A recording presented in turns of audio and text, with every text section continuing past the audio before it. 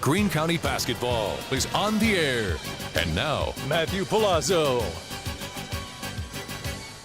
Well, lo and behold, at long last, we have high school basketball here on a Thursday evening. Cancellation, postponement galore, and yet here we are standing a few hours earlier than expected on a Thursday for some District 1 AA doubleheader action. Johnson County, West Greene, what was initially supposed to be the Bachman-Bernard game of the week, getting postponed with that South Greene and Chuggadook game getting moved to next week. Now, in slides West Greene and Johnson County. They move up the varsity games. JV is off. Greene County schools, if you're just now finding this out, are closed tomorrow, so enjoy your full week's rest and your week off if you do attend those schools or are a teacher at one of those schools. You are off, but this game certainly on. Johnson County, West Greene, certainly a lot to contend for. Tyler Nichols, our producer and color analyst for the evening. Matthew Palazzo saying hello, good evening, good almost evening. Glad you could join us here from Coach Jimmy Jones Gymnasium. Tyler, the prognosticator of prognosticators, the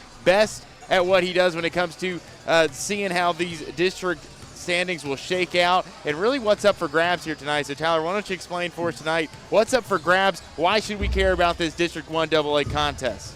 Well, let's start with the girls. Of course, we got the girls up next right here, and you've got Johnson County, who's in second place right now, one game back of South Greene for first place, and then you've got West Greene, who's sitting tied for third with Unicoi County. And it's a big game because if West Greene can defend their home court and win this game, then they get that game back from Johnson County that they lost up in Mountain City, and that would put them at a lock for second place. Of course, Johnson County and West Greene being the only two that play tonight, so you kind of get to see things a little bit clearer, knowing that you don't have to wait until after your game to find if this team played and if they won or lost. So it's to their advantage where if they win tonight, they look at putting themselves in the driver's seat for that number 2 seed and tying Johnson County, knowing that not only do they have that win that evens up the series, but I believe also they may have that tiebreaker.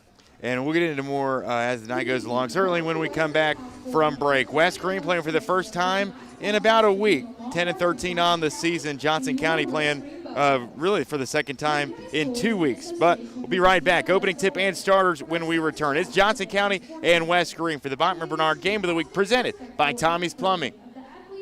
So why sit on the sidelines when you could be driving a brand new Chevrolet, GMC, or Cadillac from Bachman-Bernard in Greenville? Choose from the Silverado, Sierra, Terrain, Acadia, Equinox, Trax, Trailblazer, or Blazer. And wrap yourself in elegance and style while driving a Cadillac, Lyric, or the best vehicle on the planet, the Cadillac Escalade. So don't stumble, bumble, and fumble your way with other dealers. If we don't have it, we'll get it. Make the short trip to Bachman-Bernard Chevrolet GMC Cadillac in Greenville, where we will save you money. For over 30 years, Tommie's Plumbing has proudly served the Tri-Cities with a personal touch, because we're not just plumbers, we're family. From simple faucet repairs to full plumbing repiping, we have the experience and expertise to get the job done right. We also specialize in water heater and tankless water heater installations, helping you find the perfect solution for your home. Our technicians stand behind their work and always leave your space clean and spotless. Looking for a plumber who's fast, professional, and reliable? Call Tommie's Plumbing and let our family take care of yours.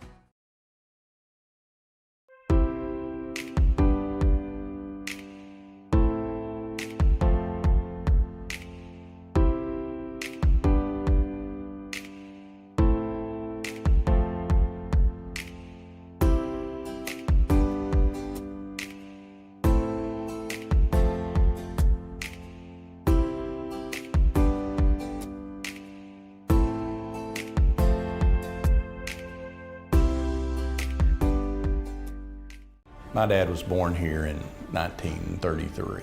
The Terry family has been around East Tennessee since that time, almost 100 years now.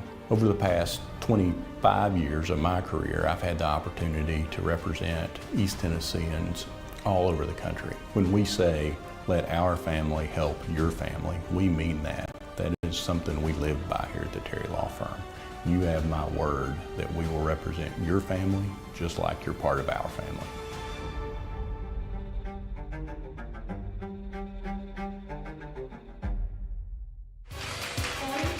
Greene County basketball is on the air. And now, Matthew Palazzo. Well, just about time to get things started on a Thursday night District 1 AA doubleheader.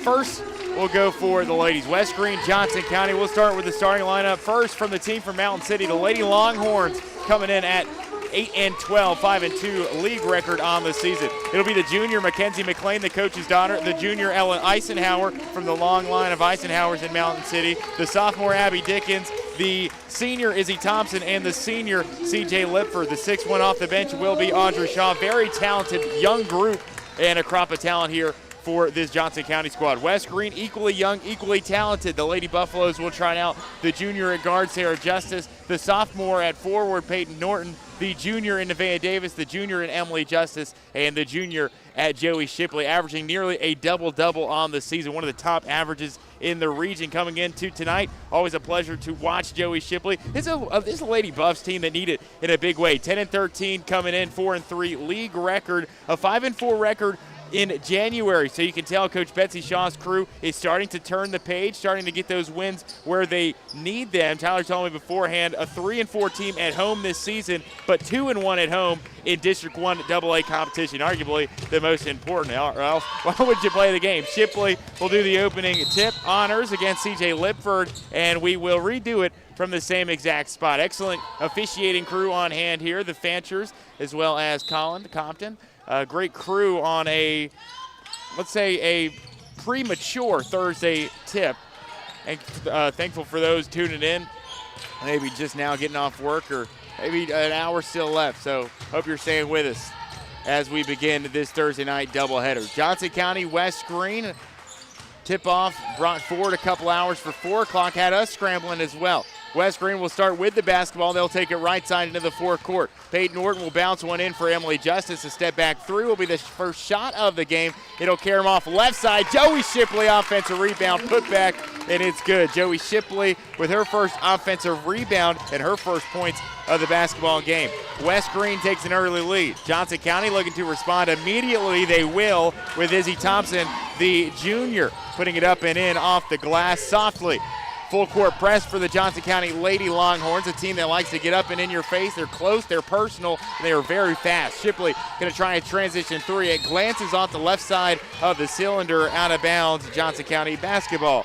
So West Greene opens up the game, 1 for 3 from the field. Johnson County with the basketball, things notched up 2 apiece in the game's first minute of play. Ton of cancellations across the region, not just in Greene County, but also Carter County here this afternoon and this evening hours, as we learned, and really one of the few Region 1 games going on here between West Greene and Johnson County. If you're just now joining us, Johnson County making the trip all the way up from the northeast tip of the state. They're really closer to Damascus, Virginia than any other major city in Tennessee. They've been snowed out of school for 2 weeks. They haven't had class in 2 weeks. Now, their last game, you got to go back to Friday, January 30th, where they faced off against Chucky Oak. But before that 30th game, you had to go back to the 23rd. So these two teams really have just played twice in the last 2 weeks.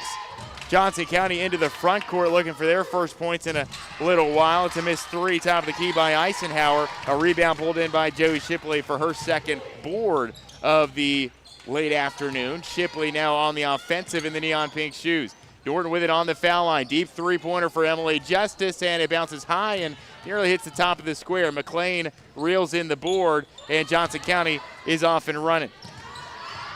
The team from Mountain City, led by head coach Mark McLean, as they get their first points underneath from Izzy Thompson. Second bucket for her, 4-2, and it's a couple baskets in a row for Johnson County. Mark McLean, one of his first years in Mountain City.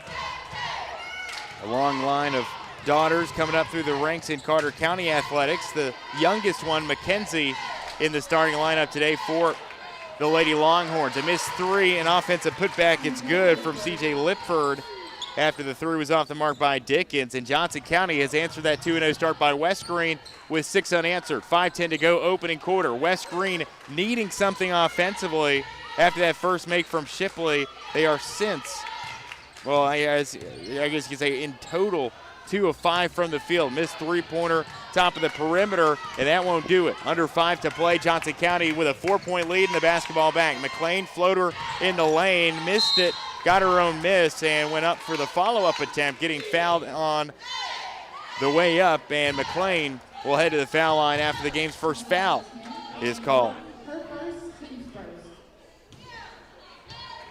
McLean, excellent player. Tyler, a team in Johnson County that we've saw before. A team that got off to a rocky start this season, but they're another group that's really turned the corner come this new year. Right, and they were a team that I think were maybe winless going into their first conference game with Happy Valley, and then they started off hot and won their first 4 games until they got to South Greene and ultimately lost that one. Won their first 4, then lost 2 straight back-to-back with South Greene and Happy Valley, but they're looking to get back in the win column here against West Greene tonight. Good to have you on board. I mean, you know so much more about the other teams in the conference as well, so good to kind of pick your brain about not only the district standings, but how these other district races will shape up as well. Underneath, it's Sarah Justice, unable to fit it in, and it bounces out of bounds on a Lady Buff last. Johnson County basketball, after the 1-for-2 trip for McLean, they'll have the basketball back leading 7-2. A 7-0 run for the Lady Longhorns.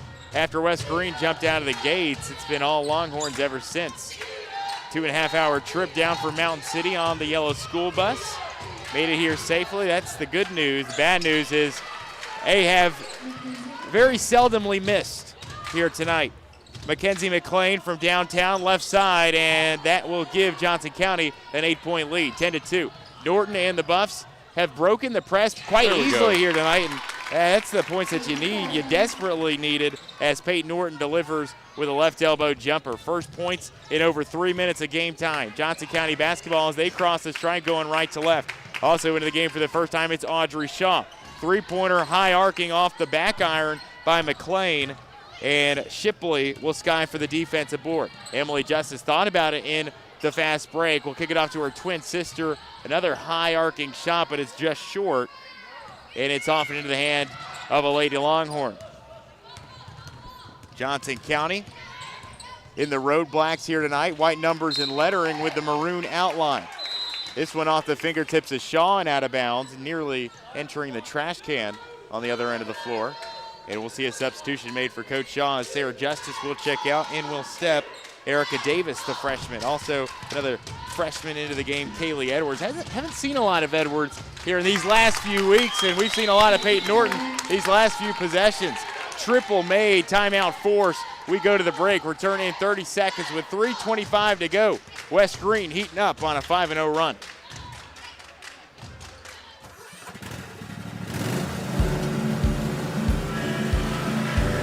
Whether you ride, haul, or work, CNC has what moves you from dirt roads to job sites. We've got the gear to get you there.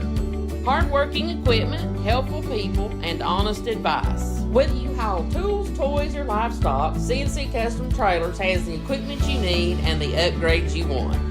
CNC Custom Trailers, where you're more than just a customer, you're a neighbor. Greene County basketball is on the air. And now, Matthew Palazzo. A 30-second timeout for the Johnson County Longhorns. The game started, it was a West Greene bucket underneath for Joey Shipley. Then it was 10 straight points for the Johnson County Longhorns. Since then, it's been 5 unanswered for the West Greene Lady Buffs, who have cut it to a 3-point margin. Mackenzie McLean, the Lady Longhorns, with the basketball as we enter out of the break. The West Greene Lady Buffs slide back in the zone, look defensively. Longhorns looking to work it around. 3:05 to play, opening stanza. Left side wing, in-wheel drive Dickens. Dickens, a nice penetration and kick to the corner. 3 is off the mark from Chastity Osborne. Defensive rebound pulled in by Madison Wagner. Lady Buffs off and running, numbers in the front court. Up court to Fillers, got it to go. That's Erica Davis, the freshman, with her first bucket. and it's a 1-point ball game. 7 straight points for the West Greene Lady Buffs on their home court, which has been kind to them this season. McLean unable to get a foul on the other end. She was hoping for one, and instead West Greene will take over. Across half court we go. Davis picks up the dribble on the wing, looking for the cutting Emily Justice. That's an incredible jumper from the elbow there. Leaning to her right, elevating up at the 12-foot mark. 11-10, and West Greene has scored 9 straight to take the lead back. 2:10 to go here in quarter number 1. What a fight between these two in District 1 AA. And that zone defense has really paid dividends for Coach Shaw's team thus far after making the change after Johnson County hit a couple three-pointers. They made a couple shots. The adjustment made by Coach Shaw has certainly helped the Lady Buffs charge. And a lot of people don't realize how tough it is to score on a zone defense too, because if you watch college basketball, I watched Minnesota beat Michigan State last night, a huge upset in the Big Ten, and Michigan State just couldn't respond to that zone defense. And it's something that a lot of teams switch to whenever they see a team get hot on offense, and it's worked for West Greene so far, as you see a 9-0 run here after dropping down 10-2. And especially, and we'll talk about it at that next stoppage too, no Joey Shipley into the game, so a much smaller lineup as Abby Dickens will bury a long 2-pointer. But definitely a new dynamic when Shipley is not on the floor. Much more guard-centric play for this Lady Buffs team. And not a team that we've seen run a lot of zone defense this season. No. Shot from the short corner is missed by Peyton Norton, rebounded by Johnson County, who took the lead back off of that Dickens jumper. 12-11 as Shaw takes it across the stripe right to left. Shaw top of the key, a shot fake, a drive in. Defender at her hip, she'll put it up with her right hand. Nice kiss off the glass. Audrey Shaw, the sophomore off the bench, with her first points of the game. And one thing I thought about too is if you look back to the last game we streamed, which is so crazy to say that it was 16 days ago, was when Johnson County came down here to Greene County and visited South Greene, and they got out to a 13-4 lead until Coach Stephen Gregg switched it up and changed his defense to a zone look, and it caused some troubles for Johnson County and allowed South Greene to get back in front. So you wonder if Coach Shaw saw that on the film and thought the same thing, that if they got down early in the first to change into that zone D.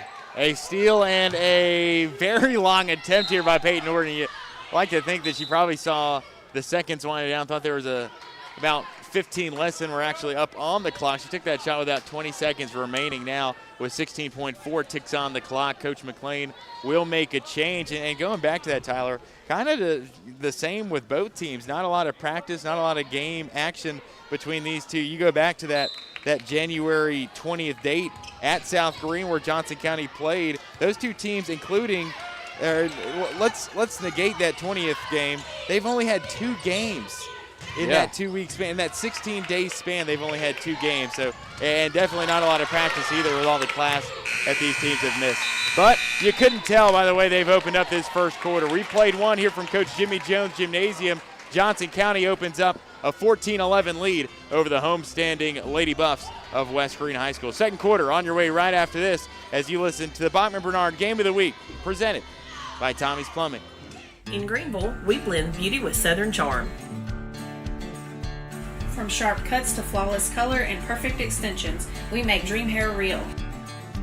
As milkshake experts, we deliver exclusive treatments, glosses, and pro product advice. Finish your look with nails and waxing done with care. Relax and recharge with our signature Japanese head spa. Come experience the Main Brand difference. At the Main Brand Hair Company, we wrangle your tangles. At Marathon Quick Stop Markets, you'll find a company that realizes that our customers are our biggest assets. We are a locally owned company, proud to serve our community.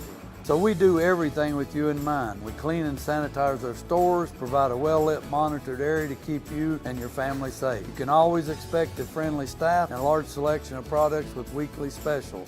Stop in at a nearby Marathon Quick Stop Market today. Greene County basketball is on the air.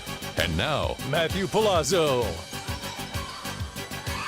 Back here at Coach Jimmy Jones Gymnasium as we open up with a Johnson County miss underneath. A terrific first quarter of basketball. Johnson County got out to a 10-2 lead. West Greene then closed the gap. They took the lead back 11-10, and then Johnson County would score the final 4 points of the frame to take a 3-point lead into our second quarter of action. A long three off the mark by Peyton Norton, and backing around the horn we go. West Greene basketball, a bonus possession. Emily Justice looking to cash in, but off the mark to the left side of the square.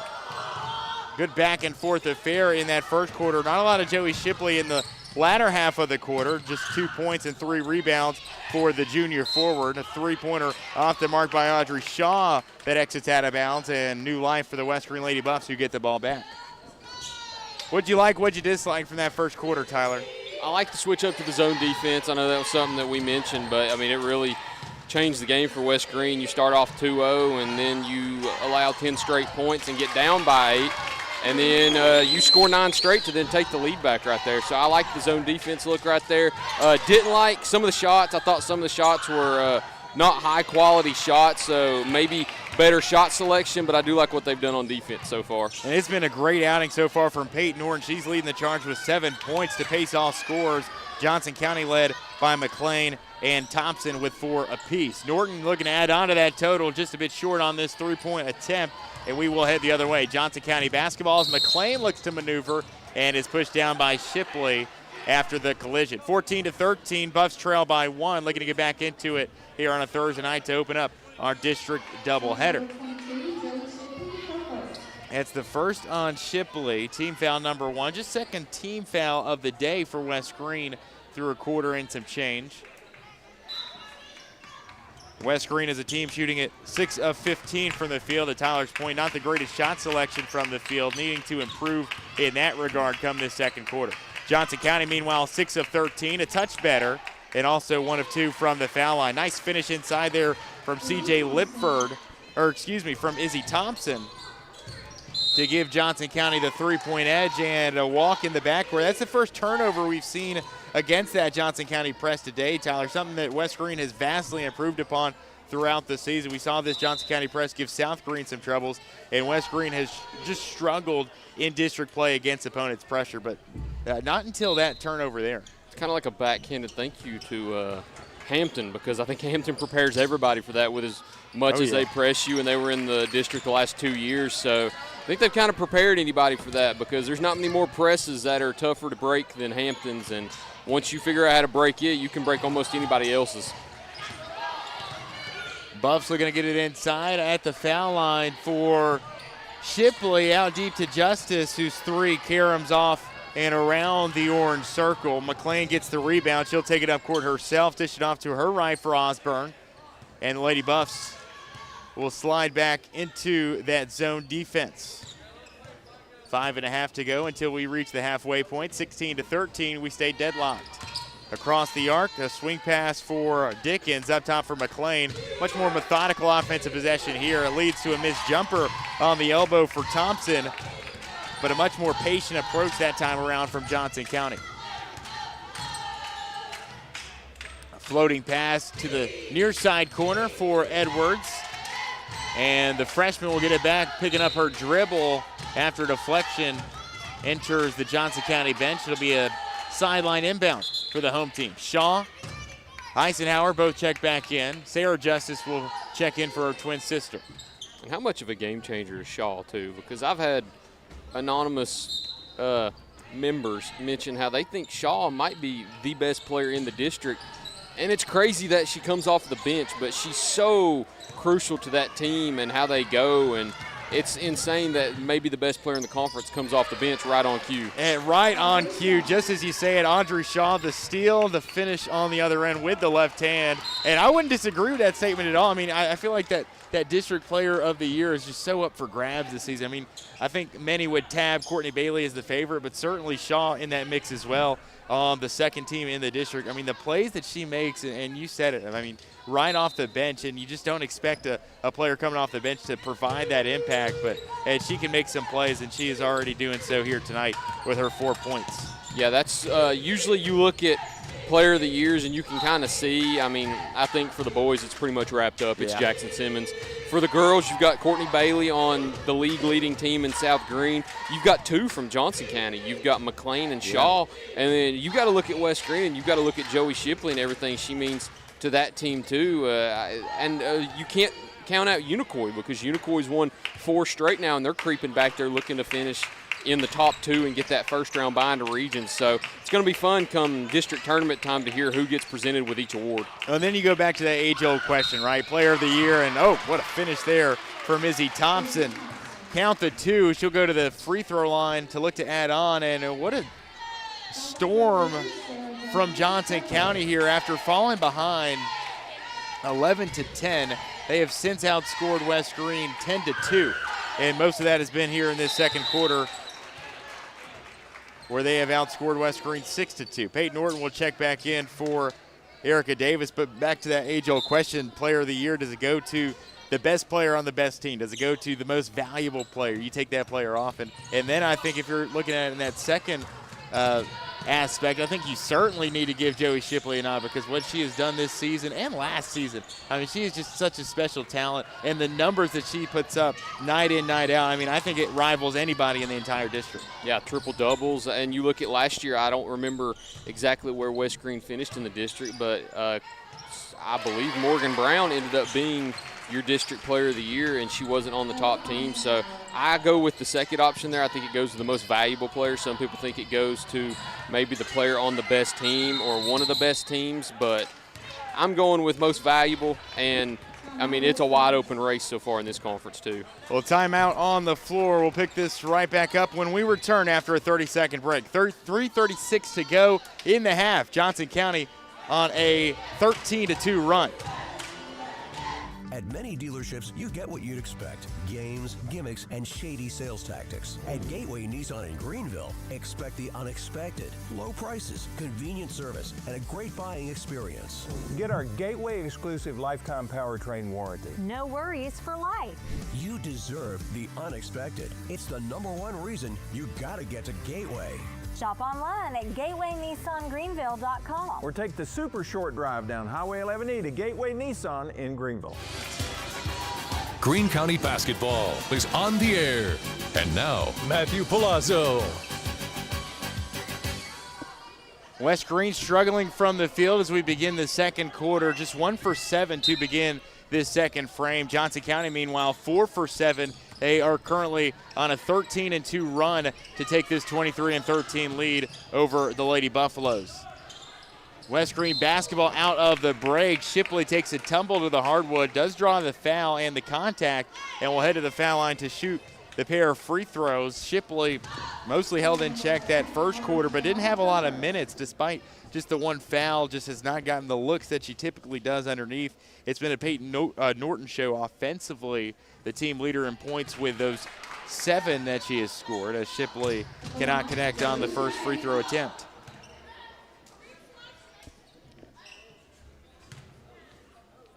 Second one on its way, and good from Shipley. And that will net her 3rd point of the basketball game. Just under 3.5 to go until intermission. Johnson County basketball. Shaw wearing the right knee tape will swing it across the arc to the right for Abby Dickens. Back up top for Audrey Shaw. Back to Dickens in a low block feed inside to Eisenhower, and a block here by Shipley. We'll get the ball back for the Lady Buffs. Not only is Shipley ever present on the offensive end, just love the amount of plays that she can make on the other side of the court, Tyler. Absolutely. And for West Greene right here, what do you need to do right here after being down 8 earlier? You erase it to take a lead, and now you go down by even more at 10 now. And you knew it was going to come. Johnson County is one of those hot offensive teams, but if you're Coach Shaw, you want to try to cut it to the least amount that it can be going into halftime, because one thing I always hear college coaches say is the most important 8 minutes of a game is the last 4 of the first half and the first 4 of the second half. For high school basketball, you'd almost argue it's the last 3 of the second quarter and the first 3 of the third. So you want to try to cut this down to as little as you can going into halftime here and see what adjustments you can make. Under 3 to go in the half. West Greene encroaching into the Johnson County backcourt. A three-pointer is sunk, and that's just going to make it even more difficult, Tyler. Do exactly what you just said. Izzy Thompson has been on a tear. She's in a double figures. Our first scorer of the night to do so with 11. Peyton Norton, a few moments later, will be the second with her second made triple of the day in the near side corner. 26-17. West Greene stays within single digits, and they get the immediate answer that they so desperately needed. Sometimes those immediate answers are exactly what you want because you hate giving up three, so the best thing to do is go right back down the court and get it in the least amount of time possible. And when you've got a hot shooter like Peyton Norton, it's very possible to do it almost any trip down the floor. Izzy Thompson inside. One of her first misses of the ball game. Great contest there by Joey Shipley. And the Buffs with a chance here in this closing 2-minute stretch of the first half to really do what Johnson County did to take all that momentum coming into the second quarter. Norton on the near side arc. She'll look to pass it across, but it gets intercepted out of midair. Andre Shaw coming to pluck it away. Navigating in between traffic, a nifty dish down low for Dickens, and an offensive foul called against Ella Eisenhower. It'll be a charge against Eisenhower, the junior. Her first personal, and team foul number 2. In will step Erica Davis off the bench for West Greene as Nevaeh Fillers, after getting her shoe knotted up, will take a swift exit. 90 seconds to go in the half. And you think with 90 seconds left, how many possessions can you get out of this? Because with no shot clock, it's, of course, how the game flows. So you're thinking maybe 2 to 3 right here. You need to try to make the most out of these right here going into the half. Down 9. You got the chance to cut it to maybe a 2-possession game with 5 or 6 points right here. So these 2 possessions are going to be big right here for West Greene. West Greene on the offensive now, looking to string together some efficiency on the offensive end. Norton looking to do just that. Corner 3. You bet. Peyton Norton with her third of the day from downtown. 26-20. That'll do a job. Cuts it to a 6-point Johnson County lead as the Longhorns take it the other way. Shaw, 25 feet out, extended top of the key. 45 seconds to go until the halftime horn. She'll dish it off right side. Lady Longhorns methodical once again, driving in. It's Osborne. Too strong, can't connect. Offensive rebound goes to Eisenhower. A kick out, a 3 on its way, and it's missed by Osborne once again. Despite the bonus look, and West Greene a chance here to make it a 1-possession game. 25 seconds to go in the half. Gotta get it across. Emily Justice with 2 defending. Passes tipped and taken away, but West Greene immediately after will get the takeaway right back. Joey Shipley will find Justice. Deep three-pointer on the way, and it bounces out to the left. Shaw, the defensive board, wrapped up and is wrapped up by a West Greene defender. And we will stay on that baseline with Johnson County set to inbound after the reach in. First personal for the freshman in Kaylee Edwards. We've not seen many free throws this game. It's went by pretty quick so far. Not a ton of team fouls. Under 5 seconds to go as Shaw will take the inbound, cross the midcourt stripe, and fire up a 30-foot heave, and that one will not go. These two teams will head to the locker room. It's Johnson County 26, West Greene 20. Coming up, our halftime report. We'll talk all about it and then take a look around some schedule updates across the region. That's when we return. Once again, your score at the break, where Johnson County leads West Greene 26-20.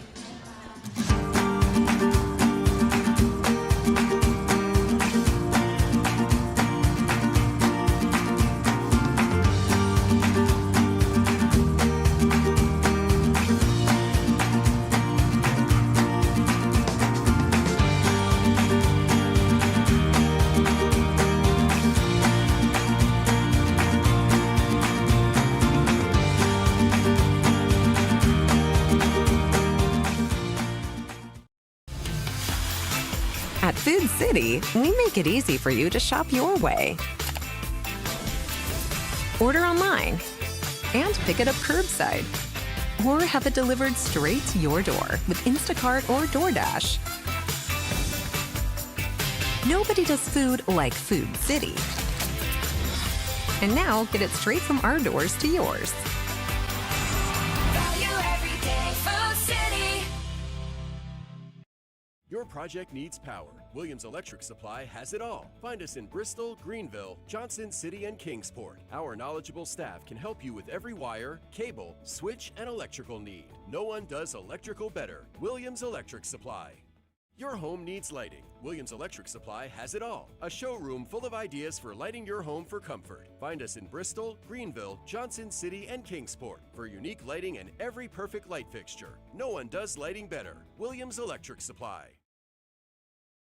So why sit on the sidelines when you could be driving a brand new Chevrolet, GMC, or Cadillac from Bachman Bernard in Greenville? Choose from the Silverado, Sierra, Terrain, Acadia, Equinox, Trax, Trailblazer, or Blazer. And wrap yourself in elegance and style while driving a Cadillac, Lyric, or the best vehicle on the planet, the Cadillac Escalade. So don't stumble, bumble, and fumble your way with other dealers. If we don't have it, we'll get it. Make the short trip to Bachman Bernard Chevrolet GMC Cadillac in Greenville, where we will save you money. Greene County basketball is on the air. And now, Matthew Palazzo. And we welcome you back into the halftime break where Johnson County leads at 26-20 at the end of one half of play. Johnson County, a very productive second quarter where they outscore the West Greene Buffaloes 12-9, but West Greene, a late charge there to end the second quarter, really paying heed to your advice, Tyler, but a much more productive outfit in the second half of that quarter. So it was nice to see from Coach Betsy Shaw's bunch. Break down the first half statistical leaders for us, where Johnson County leads by 6. Johnson County, you look at their roster and what they've done this year, and you're thinking we need to put a hand in Mackenzie McLean's face, and whenever Audrey Shaw steps into the game, she's going to be a game changer. But it's been Izzy Thompson tonight for the Lady Longhorns. She has 11 to lead the Lady Longhorns so far. Peyton Norton for West Greene leads all scorers with 13 points. She had 8 in that second quarter, but going through the leader at halftime so far in Johnson County, you've got Mackenzie McLean, who has 4. She's off her game so far. Not a lot of shots fallen so far. In the first quarter, she goes 1 for 5 and then 1 for 2 from the free throw line, and then doesn't get a shot off in the second quarter. We've got Abby Dickens with 2. We've got Audrey Shaw with 4. We've got CJ Litford with 2. And then, of course, Izzy Thompson with 11. And Thompson coming alive in that second quarter and scoring 7 of her 11 to give Johnson County this 6-point lead that they have going into the half. For West Greene, you've got Peyton Norton, of course, leading all scorers with 13 points, and she's shooting very efficiently tonight, too. 5 for 9, over 50% from the field. Emily Justice with 4, Joey Shipley with 3, and then Erica Davis with 2. So for West Greene so far, you wonder where you're at if Peyton Norton isn't hitting shots right now. So for them going into this second half here, I think it's the same thing as the first half. You need to take more high-quality shots, and then the defense isn't doing terrible. Johnson County is, of course, going to get theirs. 26 isn't a bad margin to hold a team to in the first half. So I think for West Greene, it comes down to offense. The zone worked pretty well there in the later half of the first quarter. So maybe look at it and see if the zone defense is something that you want to go back to here in the third quarter. Overall so far, Johnson County shooting 11 for 24, and then West Greene shooting 9 for 26. So free throws, I mentioned it right before halftime. We've not seen a lot of free throws taken so far, not a lot of team fouls. Both teams only 1 for 2, so only 4 combined free throws through the first half of this game so far. But going back, as we mentioned at the first half of the broadcast, where you have two teams that are kind of on that second place spot because, of course, everybody wants to finish first place. Everybody wants to win the regular season district title, but it's important to finish first or second because if you finish top 2, you get that automatic bye into the region tournament, and you get a pretty good setup going into the district tournament too. For both of these teams, Johnson County, they are 5-2 at the moment. West Greene 4-3. So you've got the opportunity right here to catch up to South Greene a little bit, and if you're West Greene, you want to avoid slipping back into that 3 or 4 spot because breathing down your neck, you're tied with Unicoi County at the moment. So West Greene could potentially fall to 4th tonight, and then with Happy Valley and Chucky Doak playing later on down the road, you don't know exactly who you could see in the district tournament. But For the way things shake up right now, if you're South Greene, you're sitting here kind of chomping at the bit a little bit, wishing you could play. It's been over a week since you played a game, and you got to sit here and watch the teams battle behind you in second and third place right now. And I have seen Coach Stephen Gregg up here in attendance, so it's nice to see that we have other county coaches out here scouting, which you expected to see tonight too. Yeah, no South Greene Chuggett Oak. Really the only show in town here tonight. Greenville's game also was canceled. And let's get into those cancellations, those schedule changes. But first, we'll take a break. When we come back, the Region 1 mix-up and the Snowmageddon effects when we return from break. Johnson County leading at the break 26-20. This is the Bachman Bernard Game of the Week presented by Tommie's Plumbing. For over 30 years, Tommie's Plumbing has proudly served the Tri-Cities with a personal touch because we're not just plumbers, we're family. From simple faucet repairs to full plumbing repiping, we have the experience and expertise to get the job done right. We also specialize in water heater and tankless water heater installations, helping you find the perfect solution for your home. Our technicians stand behind their work and always leave your space clean and spotless. Looking for a plumber who's fast, professional, and reliable? Call Tommie's Plumbing and let our family take care of yours.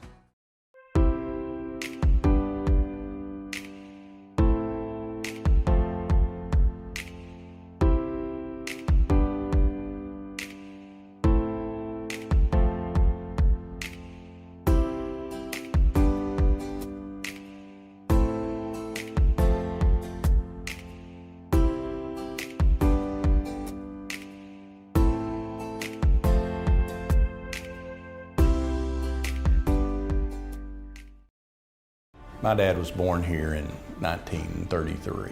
The Terry family has been around East Tennessee since that time, almost 100 years now. Over the past 25 years of my career, I've had the opportunity to represent East Tennesseans all over the country. When we say, let our family help your family, we mean that. That is something we live by here at the Terry Law Firm. You have my word that we will represent your family just like you're part of our family.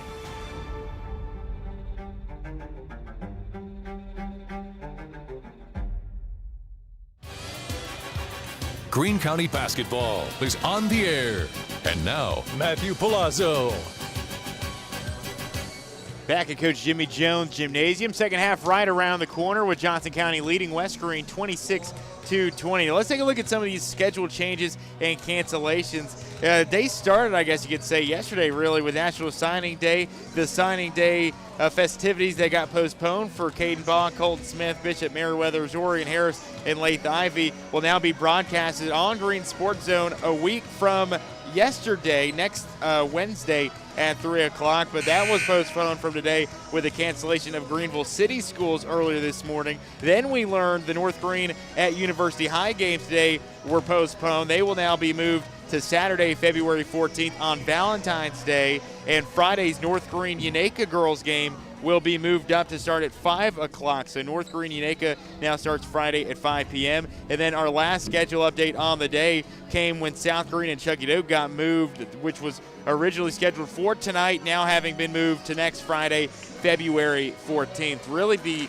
the day that a lot of these teams are moving their games to, because it's that one game, and then it's Saturday, and then the district tournament starts that following Monday. So not a lot of time slots left for us to get these games in. That's why it was super important for Johnson County and West Greene to get these two games in tonight, Tyler. Yeah, and it's scary too because you don't want to cancel non-conference games because you make those commitments before the season. And I know that one that's still left out there on the table, I think we have North Greene and South Greene that still have to play a game. And if you're North Greene or South Greene, you don't want to cancel that game because it's great for the community, it's great for the county, and it's a great gate. So you want to keep that game on the schedule, but of course region games do come first. And also of note, in our, I guess you could say, state basketball news, Chuggett Oak coach Bobby Broyles is selected to the TSSAA Hall of Fame. Really big fan of Coach Bobby Broyles. Just got to play under Coach Broyles, obviously, but that being his dad, but always been around the program and just such a big supporter. So big congratulations to Coach Bobby for that a huge extinguished honor that we found out earlier this afternoon. Let's get underway this second half. Matthew Palazzo, Tyler Nichols saying hello again from Coach Jimmy Jones Gymnasium. Johnson County out of the gates, a 6-point lead. Looking to stack onto that lead with the game's leading scorer, Izzy Thompson, swinging it around the arc at a three-pointer that's up and on its way, but missed from Abby Dickens. An offensive rebound will keep it in the Johnson County front court. The Lady Longhorns towing it back and forth between the rings. Maddie McLean will dribble in off the Eisenhower screen. Teardrop floater in the lane with the right hand. It's no good. She'll get her own miss and bounce it back out for Eisenhower. A whistle will stop the play dead, and it will go against the home team and the junior in Nevaeh Fillers. A reminder coming up, Game 2 action will feature West Greene and Johnson County. District 1 2A boys race is heating up, a three-way tie for second place. That one should provide plenty of fireworks. Still a lot to play for, obviously. The 2 seed in the district tournament, getting that highly coveted first-round bye into the region tournament, but still a lot to play for as far as seeding goes before we reach the district tournament start.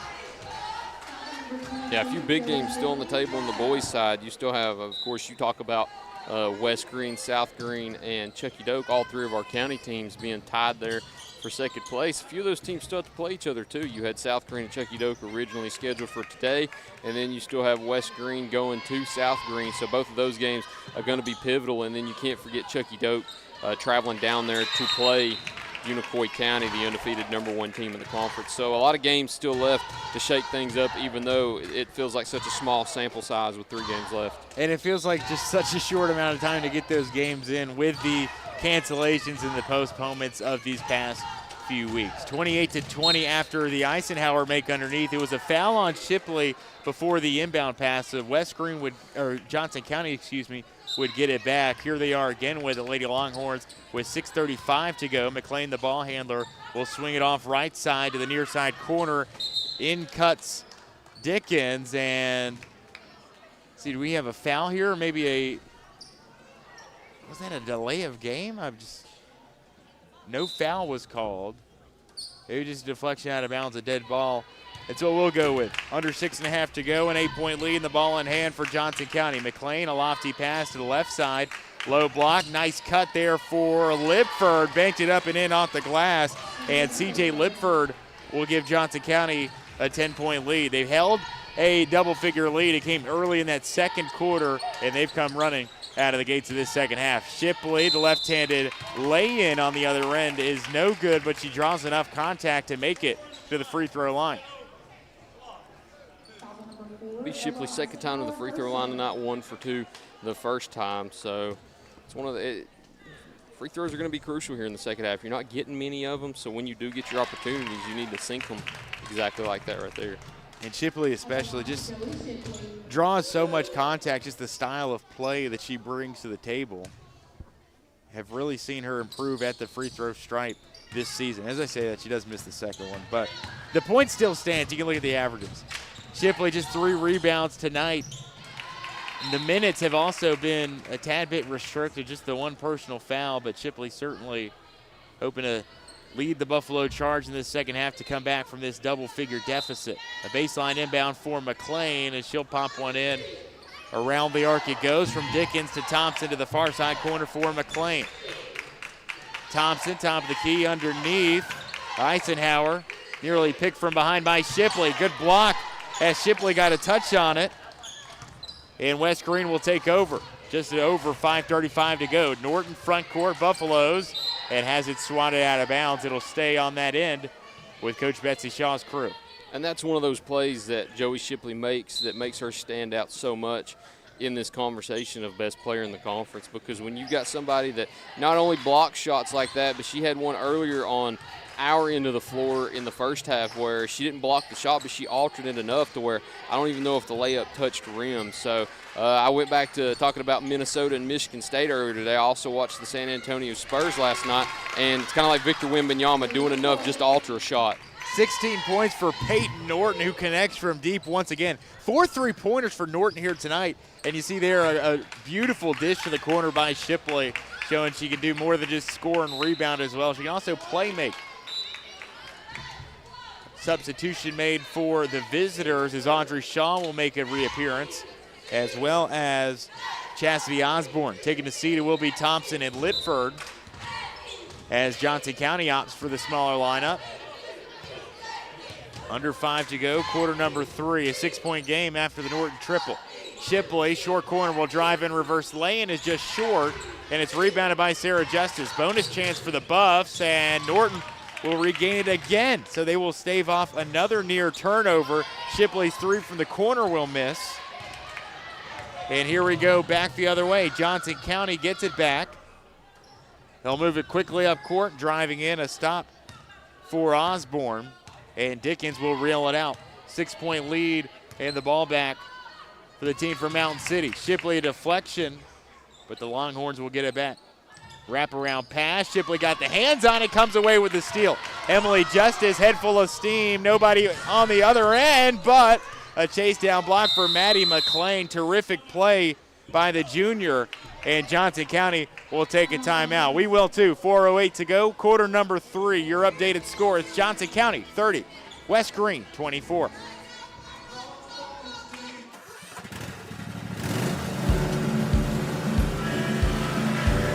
Whether you ride, haul, or work, CNC has what moves you from dirt roads to job sites. We've got the gear to get you there.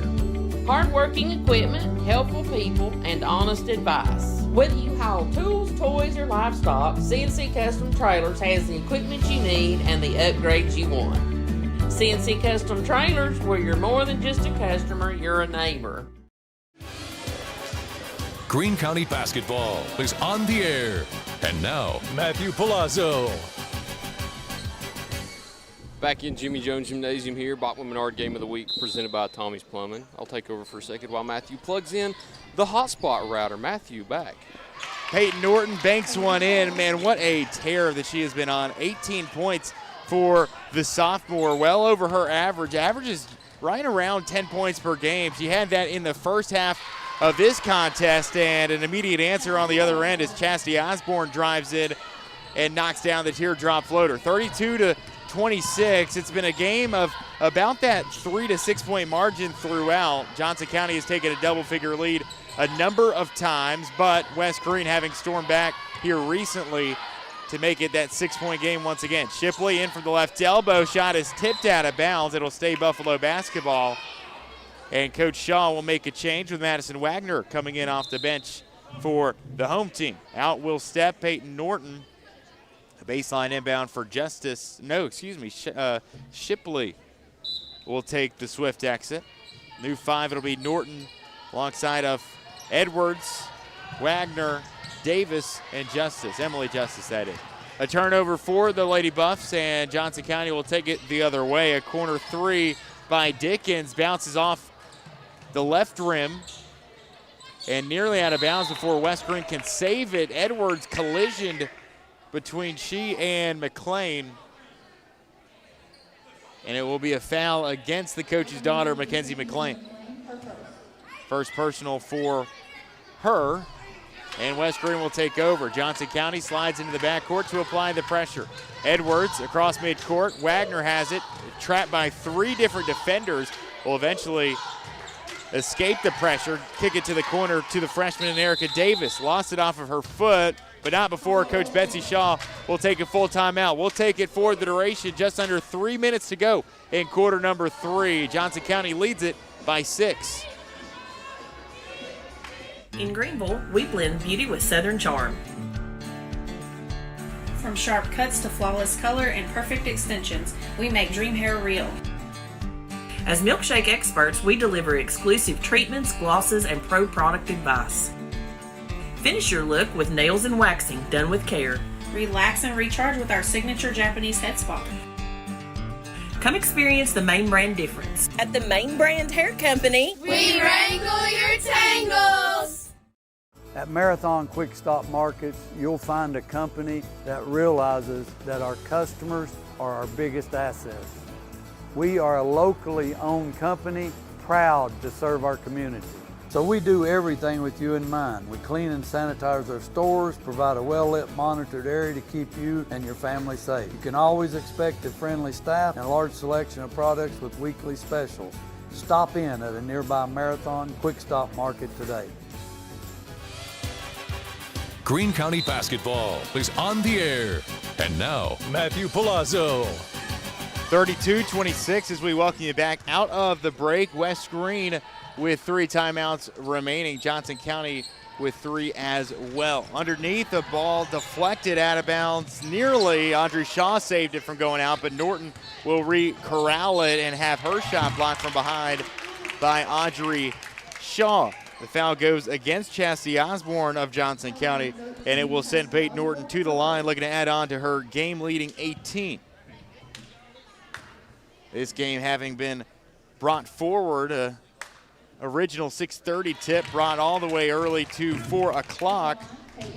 Some folks finally starting to file in the gym. Speaking of cancellations or postponements, Greene County Schools canceled once again for tomorrow if you're just now tuning in and finding out. Enjoy your full week off, teachers, administrators, students. Always a terrific time, and we heard that right before the game too, so just imagining what it would be like for a player learning right before they go on. Hey, school's canceled tomorrow. School's out. Well, let's get a win. 2:20 to go. West Greene has cut it to a 4-point game thanks to Peyton Norton's free throws. A 6-point run here for the Lady Buffs. On the other side, it's Wagner, a short corner jumper from 18 out, and it is buried. Madison Wagner. Just what the doctor ordered, and it's a 2-point game with West Greene clawing their way all the way back from a 10-point deficit here in the third. Wagner a rebound off the Eisenhower miss on the other end. Justice up the far sideline, navigating traffic. Norton transition 3, and it ricochets off the far end. Madison Wagner there once again, the offensive rebound to save the possession. This time it comes with contact, and it'll send Wagner to the foul line to attempt a pair. I thought Coach Betsy Shaw was about to explode if Peyton Norton made that 3 right there. You don't see her get that animated or that excited that often, but if Peyton would have knocked that one down, I think we'd have been able to measure what her vert would be. Absolutely. And a 9-0 little escapade here, or 8-0 rather, for West Greene. Wagner unable to connect.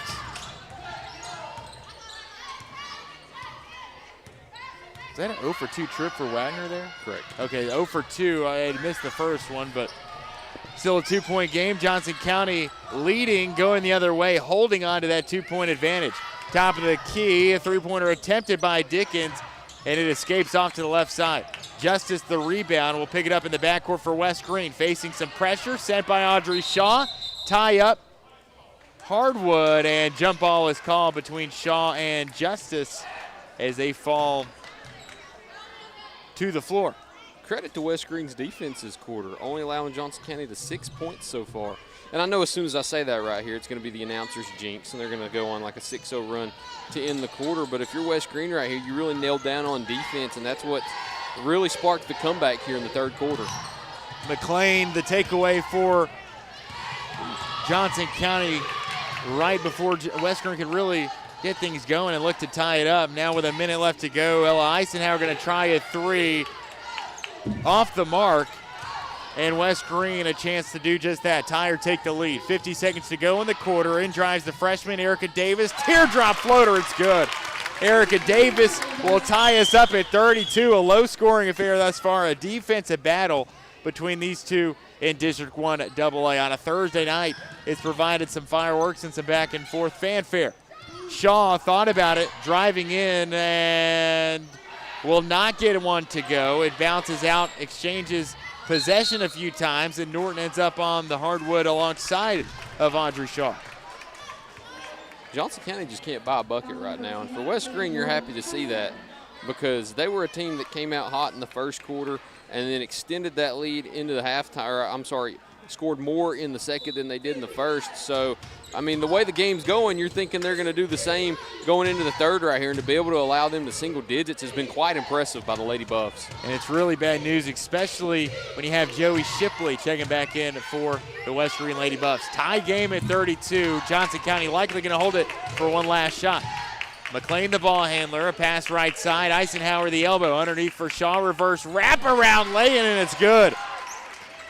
A cyclonic lay-in will give Johnson County a 2-point lead entering the fourth. We've played 3 here from Coach Jimmy Jones. Jim, it's Johnson County 34, West Greene 32. To the fourth we go here in the Bachman Bernard Game of the Week, presented by Tommie's Plumbing. At many dealerships, you get what you'd expect. Games, gimmicks, and shady sales tactics. At Gateway Nissan in Greenville, expect the unexpected. Low prices, convenient service, and a great buying experience. Get our Gateway exclusive lifetime powertrain warranty. No worries for life. You deserve the unexpected. It's the #1 reason you gotta get to Gateway. Shop online at gatewaynissangreenville.com. Or take the super short drive down Highway 11E to Gateway Nissan in Greenville.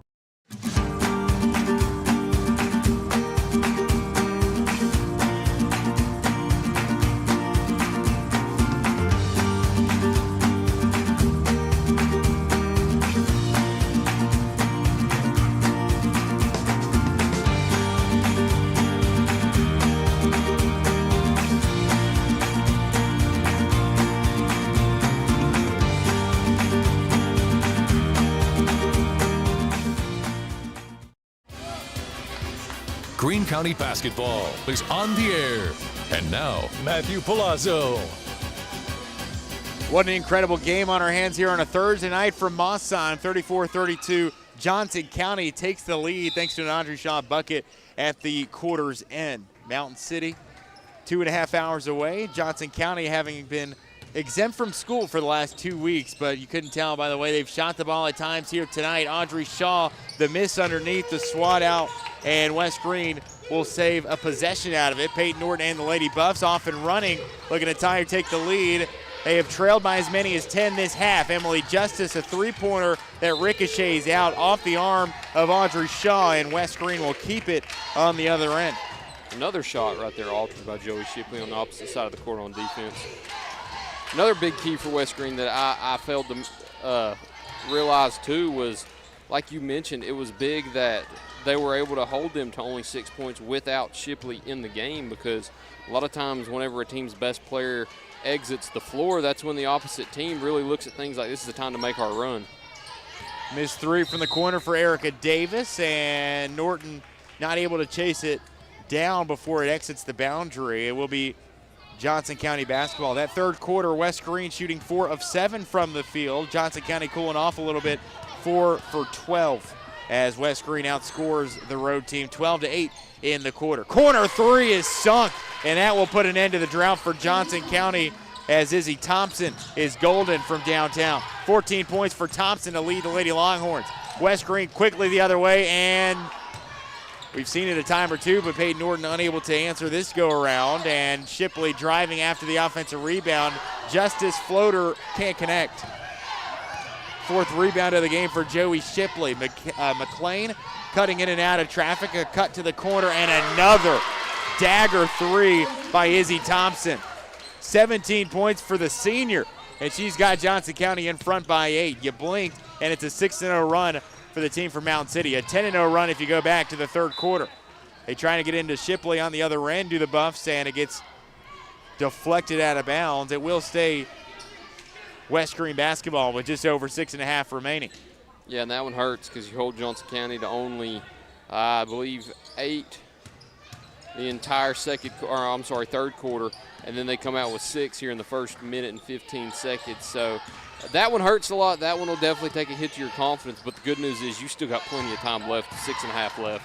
I mean, in a blink of an eye, and West Greene continues to unravel. A turnover, a takeaway, as Johnson County will move it up court and continue to pour it on. It's Audrey Shaw up and in with her right hand, draws the contact from the freshman Kaylee Edwards, and Shaw will make her way to the foul line, looking to make it a 3-point play. Not exactly how you write up a start to a quarter, but we've seen West Greene start slow in some of these quarters. Remember, they gave up that 10-0 run in the first quarter. Currently a 11-0 run for Johnson County, dating back to the closing stretch of that third quarter. Three-point play for Shaw. West Greene desperate for some points in response. 11-point advantage for the road team. Justice can't connect on the runner, and it's off the fingertips of Peyton Norton out of bounds. It will be Johnson County basketball. Coach Shaw wants a timeout. She will use it with 2 left and 6 minutes to play. Your score, Johnson County 43, West Greene 32. West Greene some answers if they hope to come back from this double-digit hole. In Greenville, we blend beauty with Southern charm. From sharp cuts to flawless color and perfect extensions, we make dream hair real. As milkshake experts, we deliver exclusive treatments, glosses, and pro product advice. Finish your look with nails and waxing done with care. Relax and recharge with our signature Japanese head spa. Come experience the Main Brand difference. At the Main Brand Hair Company, we wrangle your tangles. Greene County basketball is on the air. And now, Matthew Palazzo. Johnson County on an 11-0 run. Back to that Audrey Shaw runner to end the third quarter. West Greene needing some points, held scoreless for the first 2 minutes of play in this final quarter of action. Johnson County basketball coming out of the break. West Greene down to its final 2 timeouts. Johnson County still with 3 remaining. McLean has a dribble off of her shins and watches it go out of bounds. So that's one thing that goes right. Really the only thing that's gone right for you all quarter long if you're West Greene. Here's hoping for more plays just like that. 43-32. Emily Justice alongside Kaylee Edwards, Joey Shipley, Peyton Norton, and Erica Davis. And the freshman nearly had her pocket picked, but a foul called as McLean was wrapping around from behind. Foul goes against the junior. Personal foul number 2. And Johnson County, a physical team. They press you nearly the entire game, but man, they are really physical, almost brutally physical at times. Today, not a lot of whistles blown, so they've gotten away with a lot of that physicality, which is how I like to see the game of basketball played. Missed jumper from Joey Shipley will send us the other way. Shipley 0 for 3 from the floor here in this second half. She's 0 for her last 5, just 1 for 6 overall on the day. Davis the rebound on the other end. Joey Shipley and co looking to turn some things around. Edwards, blow by 3, and it's off. Norton nearly had the rebound, but has it trickle off of her hands out of bounds, and it will be Johnson County basketball. They lead it by 11. I mean, just moments ago, Tyler, it was a 34-32 ball game, and 9 points here in this final quarter to West Greene's nothing, and they've taken an 11-point advantage.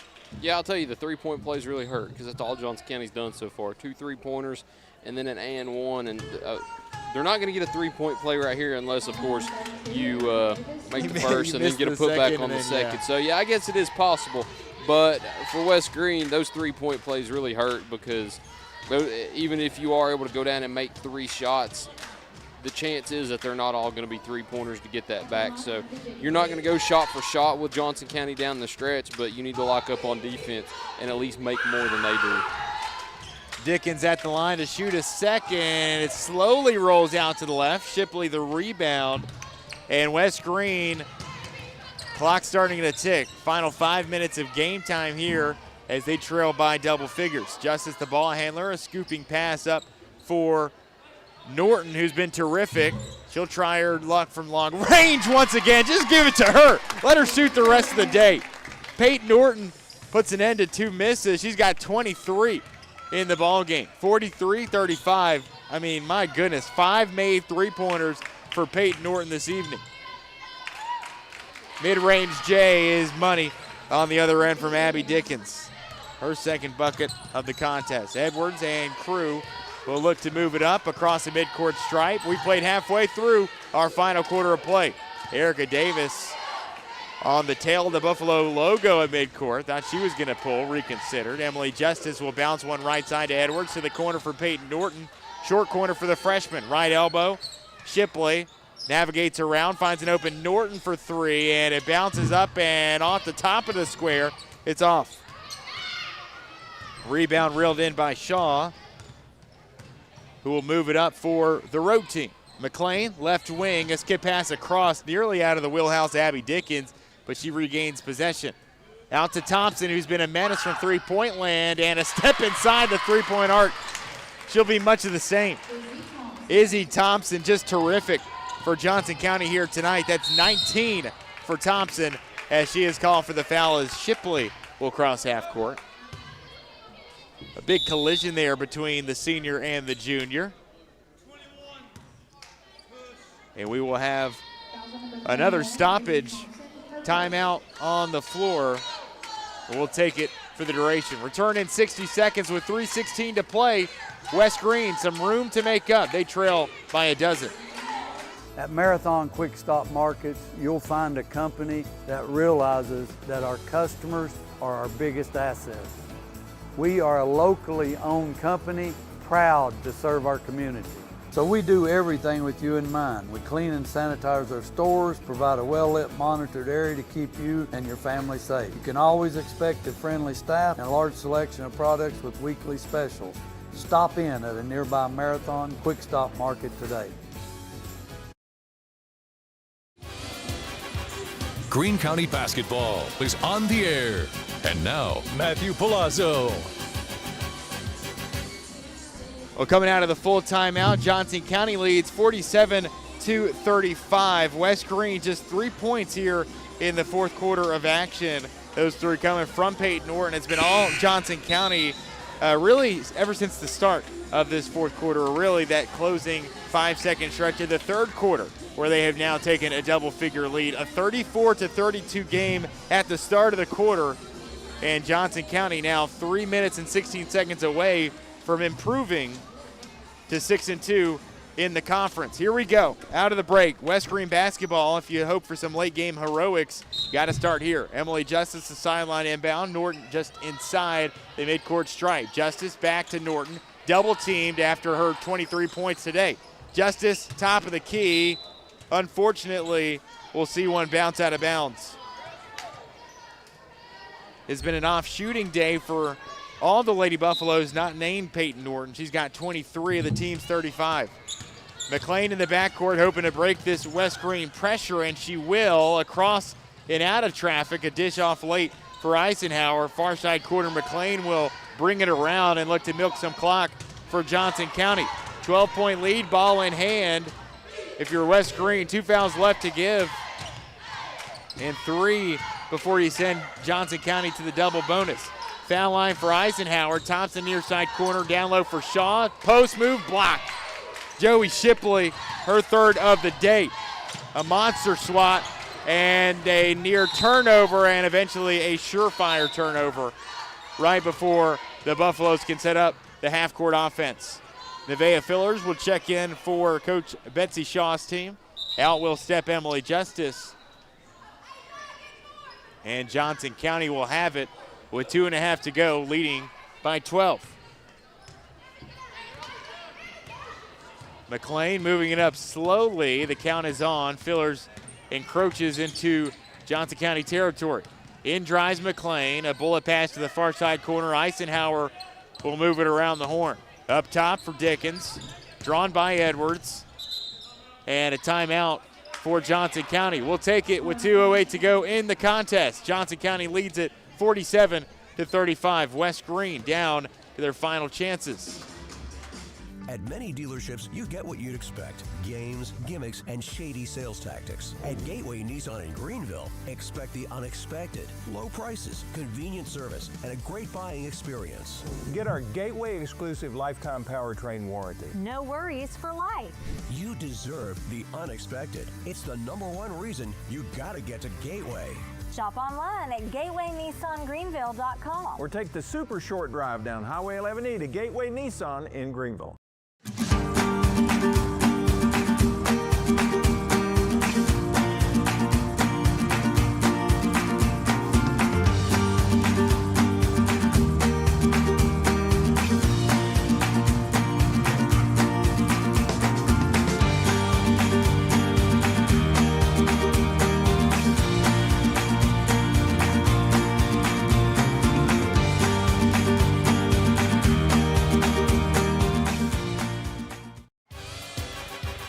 Greene County basketball is on the air.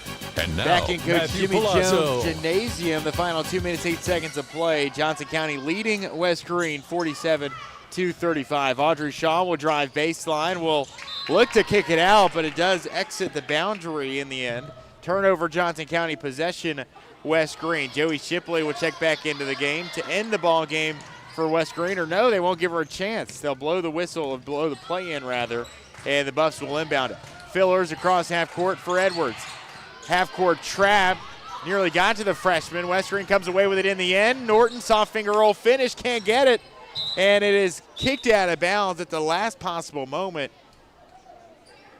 Awaiting the possession, it will stay West Greene basketball. Shipley will enter the game for Sarah Justice, and Nevaeh Fillers will toss it in. Buffs still trailing by 12. They've scored just the 3 points in the quarter. Those coming from Peyton Norton. Fillers going to try the 18-footer, and it bounces off far end. Kicked out of bounds, and it will be Johnson County basketball this time.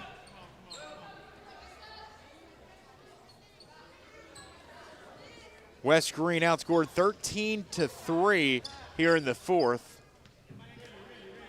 as Johnson County has enjoyed their largest lead of the game here in the game's last couple minutes. Audrey Shaw will take it up herself, kick it to Thompson. McLean will play the cat and mouse game. In drives Thompson, pass Shipley, and it's off the bottom side of the square. Walk is called before the Buffs can move it up court, and the turnover will end itself right back to Johnson County. Erica Davis back in for the Lady Buffs. Shipley out. And a baseline throw-in for Maddie McLean. Lofts one in for Shaw, moves past a defender, offensive foul. It's a charge on Audrey Shaw. Sent Nevaeh Fillers flying to the ground, reaching for the back of that head. Took quite the fall there. Hoping that she'll be okay. Still a dozen-point deficit for the Lady Buffs. The officials going to get together to discuss here.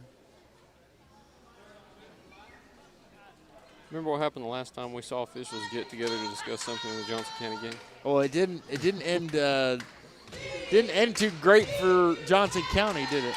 No, it did not. That was one of the most peculiar things that I've seen in a basketball game.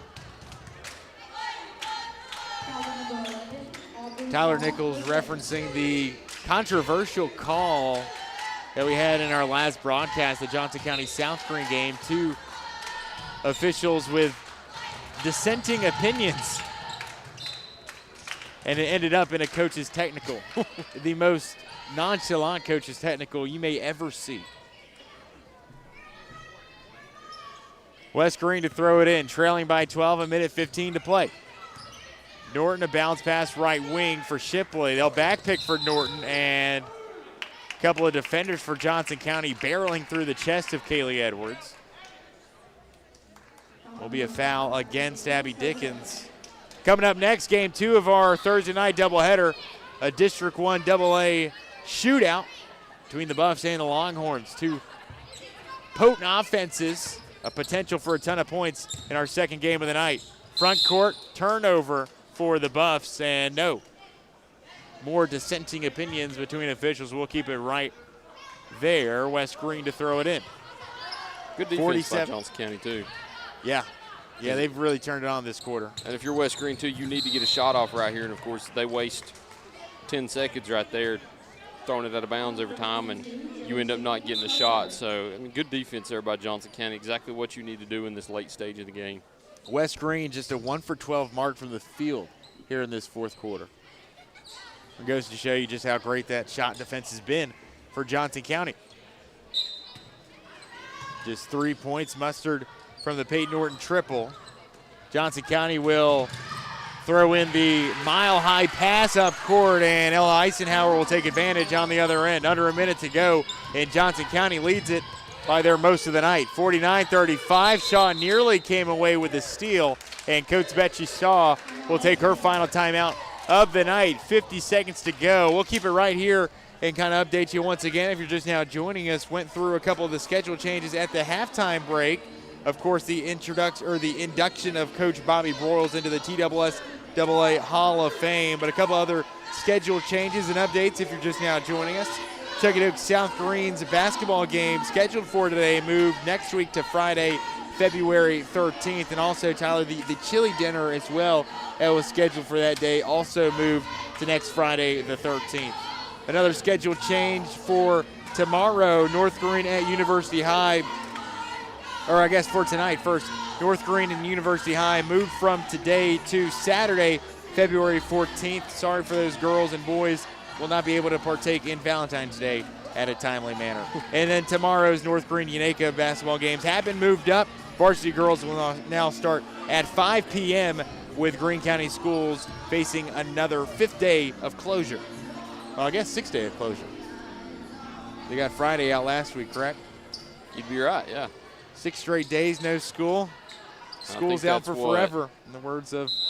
They've been out 8 of the last 10 days, going back to being out Monday and Tuesday last week, too. No school tomorrow. West Greene hoping for some practice to work on some fourth quarter woes that have plagued them here tonight. 49-35, 40 seconds to go. Norton and her terrific performance, hopefully not lost in all of it. 23 points for the sophomore here on a Thursday. West Greene looking for some late points to pad on the scoring. Fillers' foul going up for it. A lot still to play for in terms of seeding, Tyler. 4-3 coming in. They'll fall to 4-4 on the season. West Greene and Unicoi County tied at that 3 spot with that 4-3 record coming into tonight. West Greene not going to fall to 5 with Chuckadoo and Happy Valley tied for 5th place at 1-6, but that number 3 seed is definitely going to be envied in the closing weeks. Yeah, and one thing that I hadn't mentioned previously on anything, but it's something to keep in mind, is Happy Valley starts the season 0-5, and then all of a sudden they beat Johnson County, who was 4-1 at that point. Who we see today can hang with some of the best in the conference. Yeah, so if you're seeing that out of Happy Valley, that kind of worries you if you're one of those teams in that 3 or 4 spot, because that's not a typical first-round game in the district tournament. For West Greene, that's the game that's plagued them the last few years, and the way things are going, you might see Happy Valley again. So definitely not ideal for West Greene. Edwards' 3 is off the mark, closing seconds of the game, and the ball will exit out of bounds. The horn will sound, and we have our final for Mossheim. At the end of 4 quarters, it is Johnson County 51, West Greene 35. Johnson County outscores West Greene 17-3 in the final quarter of action to improve to 9-12 on the season and 6-2 in league play. They'll maintain that stranglehold on to the 2 seed in District 1 AA. West Greene, meanwhile, will fall to 10-14, now even at 500 in District 1 AA competition at 4-4.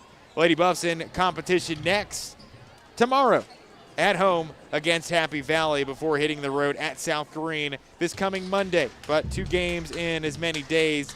We'll keep you updated as far as the schedule front will go. But West Greene losers tonight. Your final, once again, Johnson County 51, West Greene 35.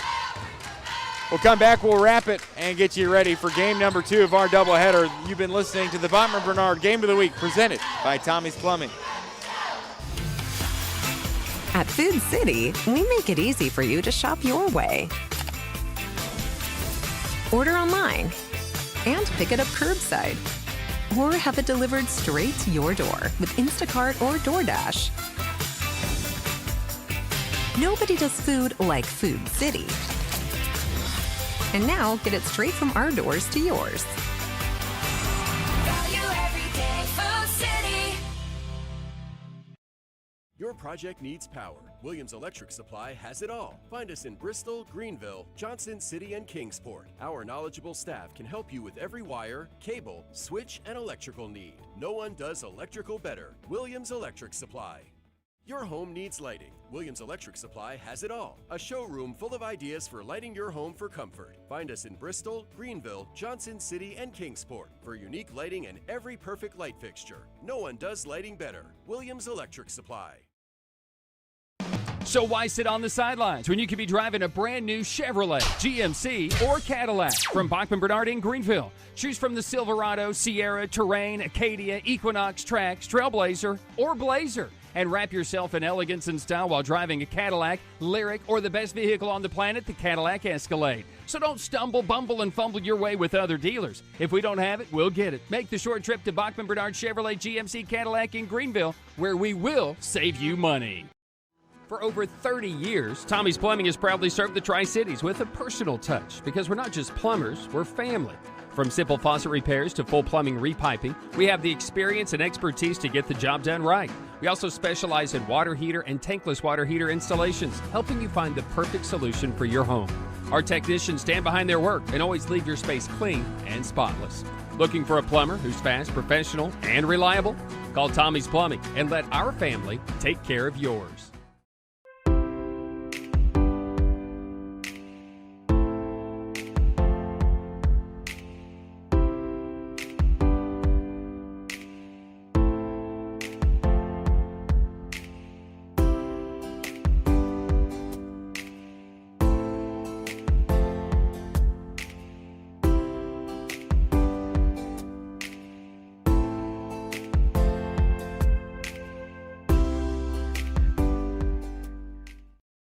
My dad was born here in 1933. The Terry family has been around East Tennessee since that time, almost 100 years now. Over the past 25 years of my career, I've had the opportunity to represent East Tennesseans all over the country. When we say, let our family help your family, we mean that. That is something we live by here at the Terry Law Firm. You have my word that we will represent your family just like you're part of our family.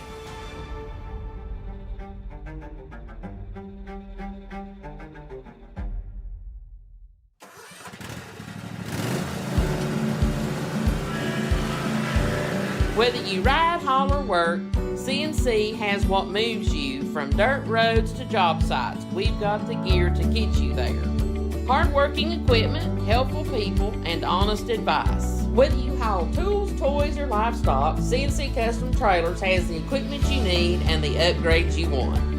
CNC Custom Trailers, where you're more than just a customer, you're a neighbor. In Greenville, we blend beauty with Southern charm. From sharp cuts to flawless color and perfect extensions, we make dream hair real. As milkshake experts, we deliver exclusive treatments, glosses, and pro product advice. Finish your look with nails and waxing done with care. Relax and recharge with our signature Japanese head spa. Come experience the Main Brand difference. At the Main Brand Hair Company, we wrangle your tangles. At Marathon Quick Stop Markets, you'll find a company that realizes that our customers are our biggest assets. We are a locally owned company, proud to serve our community. So we do everything with you in mind. We clean and sanitize our stores, provide a well-lit, monitored area to keep you and your family safe. You can always expect a friendly staff and a large selection of products with weekly specials. Stop in at a nearby Marathon Quick Stop Market today. At many dealerships, you get what you'd expect. Games, gimmicks, and shady sales tactics. At Gateway Nissan in Greenville, expect the unexpected. Low prices, convenient service, and a great buying experience. Get our Gateway exclusive lifetime powertrain warranty. No worries for life. You deserve the unexpected. It's the #1 reason you gotta get to Gateway. Shop online at gatewaynissangreenville.com. Or take the super short drive down Highway 11E to Gateway Nissan in Greenville.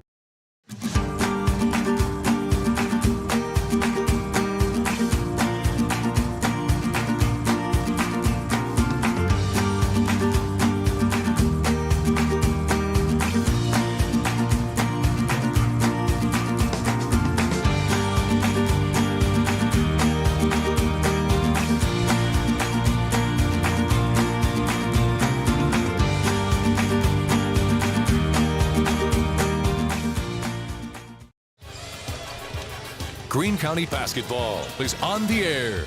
And now, Matthew Palazzo. Back in Jimmy Jones Gymnasium here in Malsheim, West Greene, and Johnson County. The Johnson County Lady Longhorns defeating the Lady Buffaloes of West Greene 51-35 in the first of our doubleheader. We're about 8 minutes away from the boys tipping off, but let's go through some stats from the girls' game. Johnson County, the first one that sticks out the most, shooting 49% from the field. If you ever shoot 49% from the field, you're going to have a very, very good shot at winning this game. And that was the key for Johnson County to win the game, is to get some better shots in the fourth quarter, and down the stretch they were able to shoot a higher percentage and win this game. For West Greene, struggling a little bit on the offensive side. They only score 3 points the entire fourth quarter. So going into the fourth quarter, only down 34-32, have it tied at 1 point in the third, and then only hit one shot in the fourth quarter courtesy of Peyton Norton. She led all scorers with 23 points. Nevaeh Fillers had 1 from the free throw line, and then you had Emily Justice with 4, and then Joey Shipley with 4, followed by Erica Davis with 4, and Madison Wagner with 2. On Johnson County side, Mackenzie McLean held to just 4 points all night, while Audrey Shaw scored 9. Ella Isanova had 6. Abby Dickens 4. Chastity Osborne 2. CJ Litford 4. And then leading the Lady Longhorns was Izzy Thompson. Going down the stretch, Johnson County suffocating offense. Normally it's suffocating defense, which they also had, but offensively, Johnson County comes out into the fourth quarter, scores 6 points in the first minute and 15 seconds off of 2 threes, which almost equaled their amount in the whole third quarter. And then following right after that, an and one play. So when you come out on a 9-0 run into the fourth quarter, that's going to give yourself a great chance to win the game and distance yourselves from your opponent. Looking at the conference a little bit, for West Greene, you fall back into a spot that you don't want to be in now, because, of course, this being the only game that's played tonight, the conference gets a little bit different, where you've got 2 teams now in West Greene and Johnson County that have played one more game than the rest of their competition. But at the moment, West Greene falls back to 4th place at 4-4. Johnson County still stays at 2nd place at 6-2, but now only a half game behind South Greene there for the first place spot in the conference. And I mentioned it right at the end of the game, West Greene very familiar with Happy Valley in the district tournament, and that's another team that they could see coming up. Happy Valley turning a corner at this point into the season. Still have to play Chucky Doak left in that matchup between both 5th place teams. If you're West Greene, if you are to finish 3rd, if you are to finish 4th, Happy Valley or Chucky Doak, 2 teams that you've beat every time you played them so far this year. But that 2nd place spot, of course, is what you want to have that first round bye into regions. And it seems like as we get deeper into the season now, that opportunity starts to get away from West Greene more and more down the road. But boys action coming up next. We've got the Longhorns and the Buffaloes set to tip off in 5 minutes. We'll be right back here on First Horizons Green Sports Zone.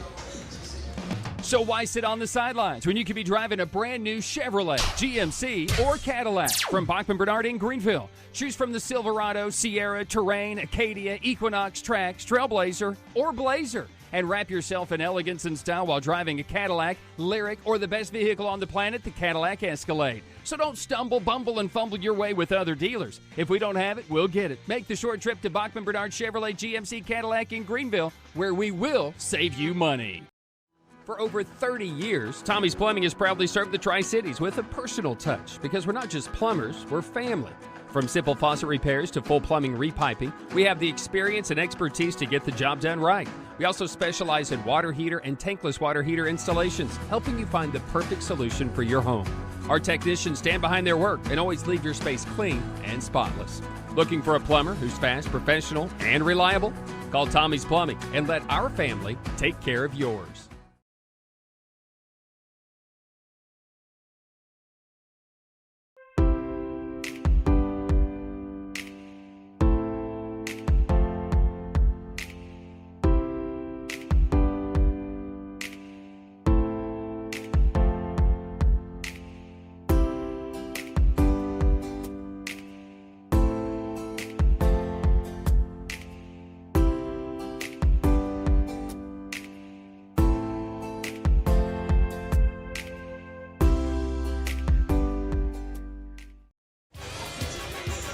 Greene County basketball is on the air. And now, Matthew Palazzo.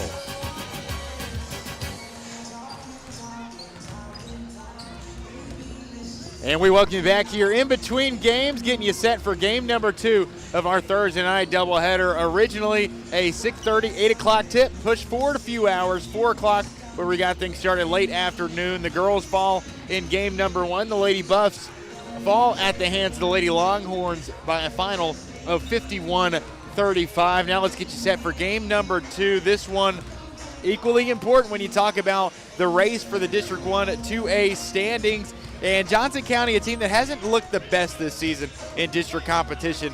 Just 2-5 in the district, 7-13 overall. West Greene, meanwhile, in that three-way tie for second place, 12-10 and 4-3 in District 1 2A play. A win today, Tyler, gives you that much-needed boost ahead of those other teams in Chuckey Doak and South Greene, catapulting into sole possession of second place. This one means a whole lot for the West Greene Buffaloes. Absolutely, and you look at some of the games that are left on the schedule too. You've got games that you could argue are more important. You've got West Greene, South Greene left. You've got South Greene, Chuckey Doak, and you've got Chuckey Doak, Unicoi County. But you've got this one up next, and it's on your home court. It's a place that you surprisingly haven't really played well at this year. Of course, West Greene only 2-5 on their home floor this year, but 2-1 in those district games at home. So you're looking to continue that trend while also changing that trend of only being 2-5 so far here on your home floor. It's an important game, as you mentioned, because you want to keep steady there at second place, because if you lose this one, your odds at finishing second place go down drastically. Of course, reminder to everybody, if they don't know, first place already locked up by Unicoi County, only 7 games through the season as they're 7-0. But that second spot right now, so pivotal, because you've got 3 teams fighting for it, and all 3 teams not only deserve it, but all 3 teams are also worthy of it. And speaking of Unicoi County, West Greene lost the last time out, 58-56, by far the closest. I mean, the only game in district play that has been determined by less than 20 points, and it was West Greene taking Unicoi County to the closing seconds of that game over in Irwin. But a troubling trend, I think. In January alone, West Greene 3-6. They've lost 6 of their last 9 games. They just need it. And in this part of the schedule, 2 weeks before the district tournament begins, you especially need to just build some momentum with all the closed school, with the lack of practices lately. You'd like to build some momentum with a win tonight against Johnson County. Absolutely, and it's an exciting game, because I think you coined it as a shootout there at the end of the girls' game, and that's honestly what you expect almost every time you see Johnson County walk into your gym. You expect tough defense, but when it comes to it, you can also expect some high-scoring offense. We saw them score 102 points earlier this year. Yes, there was overtime, but in regulation it was 89-89. So you can see them score a lot, and you saw South Greene score 87 on them. So it's a team that can allow a lot of points and also score a lot of points. You don't know what you're going to get, which is very scary when you play a team like that. And West Greene, a team that can line up the scoreboard as well. 70 points in their 2 wins at the end of January. A potential for a whole lot of points, a whole lot of excitement when we come back from break. Opening starters and tip when we come back. Johnson County, West Greene, Part 2 on a Thursday night. At Food City, we make it easy for you to shop your way. Order online and pick it up curbside, or have it delivered straight to your door with Instacart or DoorDash. Nobody does food like Food City. And now get it straight from our doors to yours. Value every day, Food City. Greene County basketball is on the air. And now, Matthew Palazzo. Off and running, let's do it again. Game number 2 on a Thursday night. The starting lineups first for the visitors for Mountain City and Johnson County. It'll be Dylan Warren, Carson Jennings, Hunter Paisley, Landon Lipford, and Avery Jones, a team riddled with injuries and with sickness. Also across the docket, West Greene. Your project needs power. Williams Electric Supply has it all. This season, it'll be Greene the County 5'8 senior basketball Elijah is on Williams, the air. the 5'10 And sophomore now, Luke Matthew Heck, Palazzo. the 6'6 senior Aiden Lamons, the 6'4 sophomore in Titus Shelton, and the 5'11 freshman in Josiah Dawson, as you see it there on the screen tonight. Opening tip won by Johnson County, as the Longhorns will take it right to left as you view it. The Road Maroons, West Greene in the home whites, navy blue numbers and lettering with the Vegas gold trim. In drives the opposition, and Lipford spinning out a pass up for Jennings, a 3 off the mark, a rebound pulled in by Lipford, and a bonus possession for the Johnson County Longhorns. Matthew Palazzo, Tyler Nichols saying hello again and welcome back to Coach Jimmy Jones Gymnasium. Fantastic night for some district hoops, one of the lone games in Region 1 on the schedule tonight. And so we patiently await the start of it. Hunter Paisley underneath drawing the contact will head to the foul line for the chance at 2 points. Our game's first 2 points, 30 seconds in. Greene County schools closed tomorrow. This game being brought up 2.5 hours from its initial start time. Hunter Paisley missing the first of 2. West Greene, a spot in the schedule. They need this one desperately. 12-10, 4-3 in the league. They have lost 2 straight, looking to avoid dropping a third. After a second miss from Paisley, West Greene will have his first chance at points. You're talking about the potential for some points between these two. Tyler talked about it. Johnson County, a team who has crossed the century mark this season, and West Greene, no stranger to reaching 70 in those victories. They can also muck it up, though. So who knows in a game like this in District 1 2A. A takeaway for Johnson County as they move it swiftly up court. A missed runner by Landon Lipford, and a turnover for the road team as these two exchange pleasantries in the opening minute of play. Still scoreless, tied at 0. Elijah Williams set to throw it in. He and Lamons exchange it in the West Greene backcourt. Williams gets it across the stripe, kicks it up to Dawson. Dawson driving into the neon shoes. Far side block, up to the fire and ice shoot. Elijah Williams for 3 to open up the scoring here in game number 2. Elijah with the game's first points, and it's a triple to give the home team a 3-0 lead. The ball handler, Jennings, driving in with the left hand. He'll put it up with the offhand, and it's too strong into the arms of Aiden Lamons on the defensive board. The pass up court intended for Titus Shelton was taken away, and an answer for Johnson County will not be had this go-around as Dylan Warren was off from the right wing. Johnson County, West Greene, two very similar teams in this new year. Johnson County did not get off to the best start in January either, of course, dealing with a ton of off days themselves, out of school for the better half of the last 2 weeks, have not been to class, have not gotten to practice a ton, and thus have only played 2 games in the last 2 weeks. Underneath, Shelton draws the contact, will move to the foul line to attempt a pair. The foul goes against Johnson County and Hunter Paisley, his first personal and the first team foul for the team from Mountain City. Titus Shelton with his first that bounces off the back rim, off to the left, and Shelton here to shoot a second. You always know how Greene County has 10 snow days. I wonder how many Johnson County has. Because if so, they've used them all.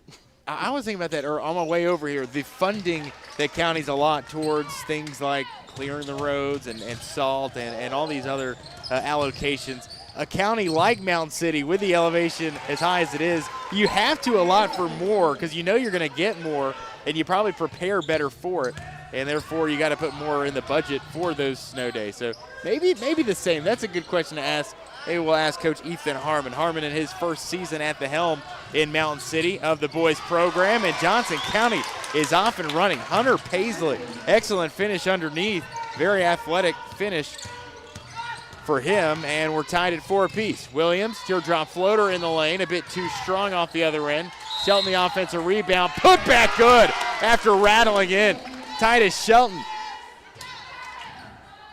Nicely done, the 6'4 sophomore with his first make from the field on the day, and he will head back to the foul line, looking to add on to his total. If I'm not mistaken, too, Coach Harmon and Coach Tolliver, two that have competed on the court with each other before, too. That's right. Harmon, an alum of North Greene. Yes. So Greene County native and a Husky alumnus, and you've got Alan Tolliver, also a Greene County native and a Buffalo alumnus. So you have two that have competed against each other on the court, and I guess now beside each other as coaches opposite of one another. Very cool storyline. Two of the youngest coaches in District 1, if not the youngest coaches in the entire district. 5:15 to go in this first quarter of play. A 7-4 West Greene advantage. A stop on the baseline for Warren, and around the horn, Johnson County will go, and they'll yield points. Carson Jennings lifts the lid for the first time here tonight. Ties us up at 7 apiece with 5 to play. Layman's will move it up with the awaiting defender, Ethan Smith. Williams floats one baseline feed for Layman's. A kick to the far side corner and a missed jumper by Luke Heck. Offensive rebound, Layman's good. The left-hand lay-in won't go. He gets a pair of rebounds in succession, but can't get the second make either, as West Greene will go 0 for 3 in the possession and get the ball back. It will stay Buffalo ball with Dawson set to toss it in. He may not be the head coach anymore, but it's always good to see a Johnson County game, to see previous coach, and I think current athletic director Austin Atwood still in the building too. Nice finish inside by the physical Aiden Layman's, his first bucket of the game. And yes, good to see Atwood, although his son no longer playing, much to my chagrin, much to my disappointment this season. Missed three-pointer off the mark at the top by Landon Lipford, and West Greene will move it. Swiftly will go Elijah Williams, a feed up top for Dawson. He'll move off the screen, set by Layman's. Three-pointer is buried. Josiah Dawson, thanks in part to the screen set by the 6'6 Layman's, able to bury one in, and it's a 5-0 run for the West Greene Buffaloes. We played halfway through this opening quarter, and Layman's going to get himself a steal. Room full in front of him, rises up with the left hand and puts it down. Aiden Layman's rim rocker. And that'll force a Johnson County timeout. We'll take it for 30, return in half a minute. West Greene leads it by 7. So why sit on the sidelines when you could be driving a brand new Chevrolet, GMC, or Cadillac from Bachman Bernard in Greenville? Choose from the Silverado, Sierra, Terrain, Acadia, Equinox, Trax, Trailblazer, or Blazer. And wrap yourself in elegance and style while driving a Cadillac, Lyric, or the best vehicle on the planet, the Cadillac Escalade. So don't stumble, bumble, and fumble your way with other dealers. If we don't have it, we'll get it. Make the short trip to Bachman Bernard Chevrolet GMC Cadillac in Greenville, where we will save you money. Greene County basketball is on the air. And now, Matthew Palazzo. 14-7 on the heels of a 7-0 run from West Greene, and Aiden Layman's the left-handed rim rocker to take the roof off of Coach Jimmy Jones Gymnasium. Aiden Layman's rising up, and Tyler and I talking throughout the break. One of the few dunks that this gymnasium has seen in its history. Got to go back a few years for the last dunk, I think. I would have to imagine opposing teams, but you don't see many Buffaloes throwing it down. And we'll have to ask Coach Tolliver about this after the game too. He'd probably get a better beat on it than us. I feel like there might have been a chance for Juice to have put one down. No three from him, or no dunk for him rather. Tyler Clowers, you ever put one down in here? No. It was said a few years ago. I remember, I think Aiden Layman's threw one down maybe against Cherokee at the Big H. I may be completely wrong, but it was said then when the last time a West Greene player dunked in a game. And we'd have to go back and look, but it's been a mighty long time. That's all I know. Missed tray for the Longhorns, and West Greene will have the ball back with all the momentum. Williams across midcourt, guarded by the defending Chris Wilson. A pass to the near corner for Dawson.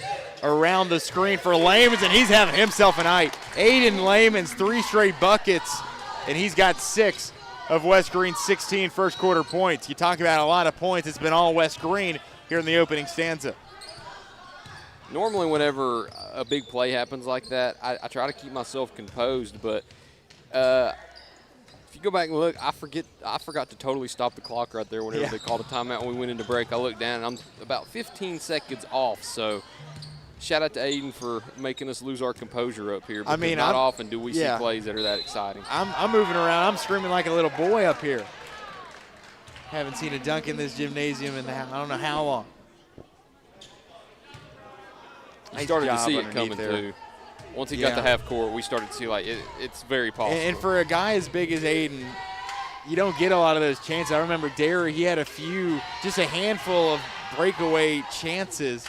And when you're a guy like that, you're accustomed to playing in the low block, you don't get a lot of those breakaway chances. I know Christian had the one, I believe, against it might have been against West. South Greene, or I know it was a county team. Two. But you got to count them, really got to cherish them. And certainly Aiden Layman's will have that one in the memory bank for a long, long time.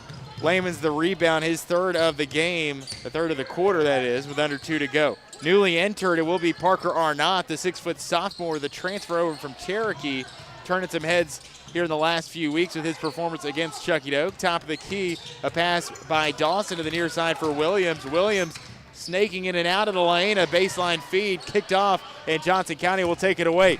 Needing some points, Landon Lipford is clawed from behind. As Carter still is the 6-foot freshman, man.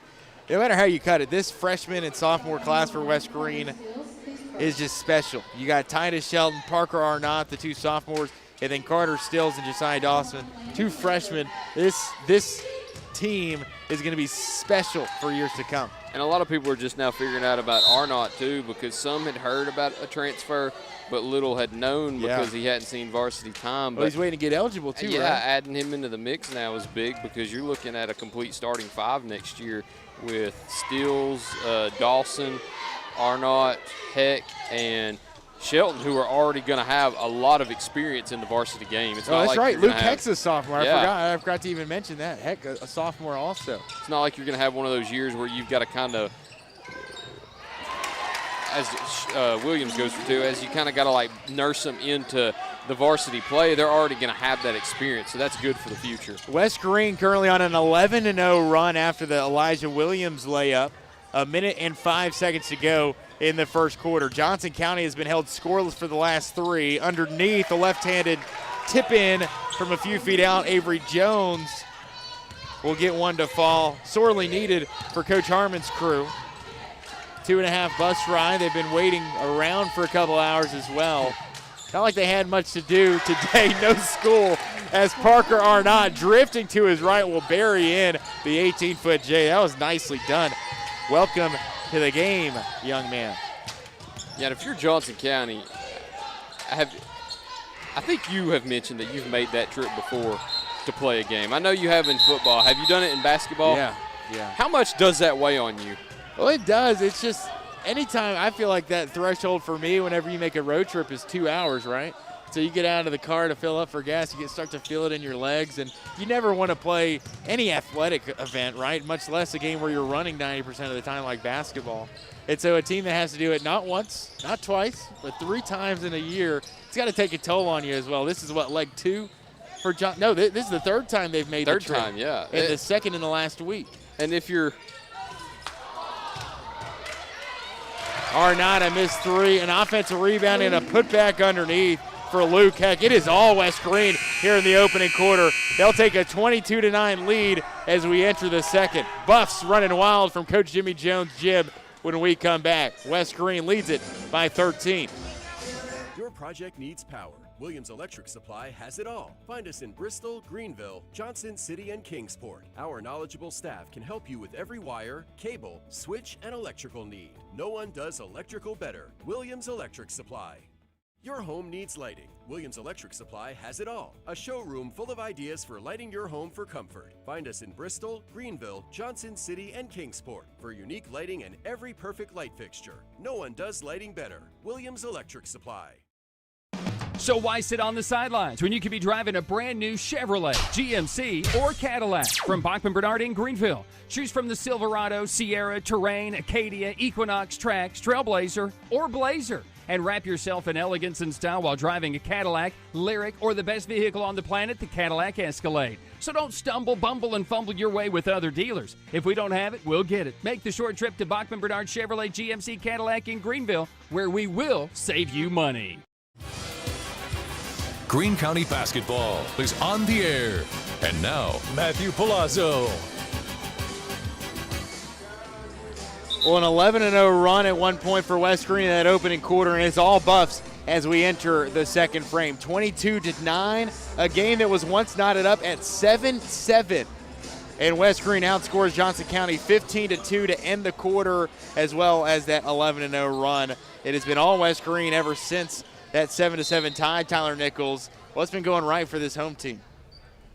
A lot of it, I think, has come down to the fact that they've been playing really selfless basketball. I know you have Aiden Lamans with how many did you say there in the first? 6. 6 in the first. So he probably is up there for leading the team in scoring, but you've got how many? 6 different scores right there in the first quarter? Yep, yeah, 6 so different scores. You're passing the ball around well. You're taking multiple passes to try to get the right shot. And even when you're making those passes along the perimeter and not getting the right shot, you're still taking it inside. You're getting to the foul line. So a lot of it's coming down to just good offense that they've been able to play so far. Great passing, great distribution, and a lot of selfless play as we see right here. And that's an incredible feed. Baseline look for Luke Heck, who gets his second bucket of the game right on cue, right as you were mentioning it. This might be the healthiest in terms of both injuries and sickness that we've seen this West Greene crew this entire calendar year in 2026, where they are just 3-6, but man, it's got to feel good if you're seeing plays like that from your star big. All 6'6" of Aiden Layman skying up for the huge rejection. Parker Arnott up court a little too hurriedly, and a pass deflected out of bounds by Williams, but a team that has just been clicking on all cylinders now on a 17-2 run dating back to the midway point in the first quarter. Yeah, and I don't want to say it's the scariest we've seen West Greene so far this year, but it's definitely the most lethal that we've seen them, because you're back healthy, you're done dealing with sickness, you're done dealing with injuries, and you have Parker Arnott that's been cleared and is eligible to play basketball now. So it's definitely the most lethal we've seen West Greene, and they're definitely at full strength now. Well, I guess I could say they were pretty healthy coming back for that Unicoi County game, much why they got it to just a one-possession game there, and they had it tied in the closing seconds. So one of, looking at that Unicoi County game being the other, the healthiest they've been this season. Right. And that's where you want to be entering this crucial time, right? District tournament knocking on the door. Absolutely, and you still got one game. I mentioned it once before. You have 3 key games that I still circle that are left on the district calendar, and West Greene, of course, in one of those with South Greene, originally supposed to be played, I believe, this week or maybe last week. Yeah. There's been so many cancellations lately that I'm starting to lose track of when the games were and when they are. But either way, that's one of the ones left that's still got a lot of implications left, as both teams are still fighting for who's going to finish second place. Well, it's enough for one team, much less you factor in the 3 other county schools in Greenville also. I mean, and Tusculum too. Yes. You got so many moving parts, it just gets ridiculous. Baseline feed is kicked out of the hands of Hunter Paisley. It'll be a turnover, Johnson County possession, West Greene. You love this 7-man rotation the Buffs can run out there with Dawson and Shelton returning to the contest.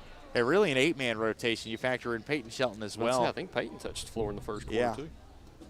Very dangerous rotation for Coach Tolliver's crew. West Greene basketball once again, 24-9. They lead it by 15, 6:10 to go here in the first half. All Buffaloes ever since about the 4-minute mark. Great dish down low for Layman's. Williams can't connect, and so Johnson County takes over. Spinning in the lane, looking for an acrobatic finish, but gobbled up by Parker Arnott. Toss it up court and will return the favor with a turnover themselves. Far side corner, Johnson County will work it around. A sloppy half-minute of basketball here as of late. I need to work on my ball tracking skills right there. I completely lost it in there right there. I mean, that thing was just high octane. I mean, we went back and forth, and here we go again. Another turnover. It's an offensive foul, an illegal screen against Avery Jones. Second personal, team foul, number 1 of the quarter. Johnson County will slide back into the backcourt. Johnson County, a team that doesn't play nearly as many as West Greene, really just a 6-man rotation, but you'll see those 5 starters play the bulk of the entire ball game. A team that also has dealt with some injuries, losing one of their key pieces themselves. Chappelle out tonight, Darren Chappelle, and a vicious box out here by Hunter Paisley. I mean, it sends Titus Shelton skidding to the hardwood.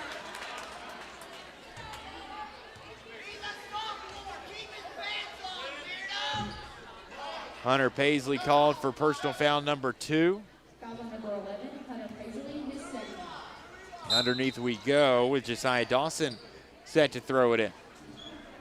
24-9 our score remains. Just under 5:15 to play in half number one. Williams off the baseline feed. A look to work it around. Defender at his back, spinning, looking to get in inside to Layman's, and a foul is called on that far end. Did not see a ton of fouls in the girls' game prior to this one. Really not a lot at all. But here we are, another foul that goes against the visitors. Dawson from 12 feet out will spin out and look for Arnott, but Williams will go around to corral it once again off the fingertips of Layman's, retrieved by Parker Arnott. A chest pass opposite way. Dawson driving, nifty pass inside for Shelton, who takes it. Excellent pass, excellent finish, as Titus Shelton will have his 6th point of the basketball game. I mean, unselfish play. Tyler hit the nail on the head when he talked about the unselfish nature of this team, and tonight we have seen just that. 6 different scores, and you got Williams with 5, Heck with 4, Layman's with 6, Titus Shelton with 6, 3 for Dawson, and 5 from Arnott. I mean, it has been spread out, and it's not like one player is taking the game over. Williams, a high arcing 3, and it hits the bottom.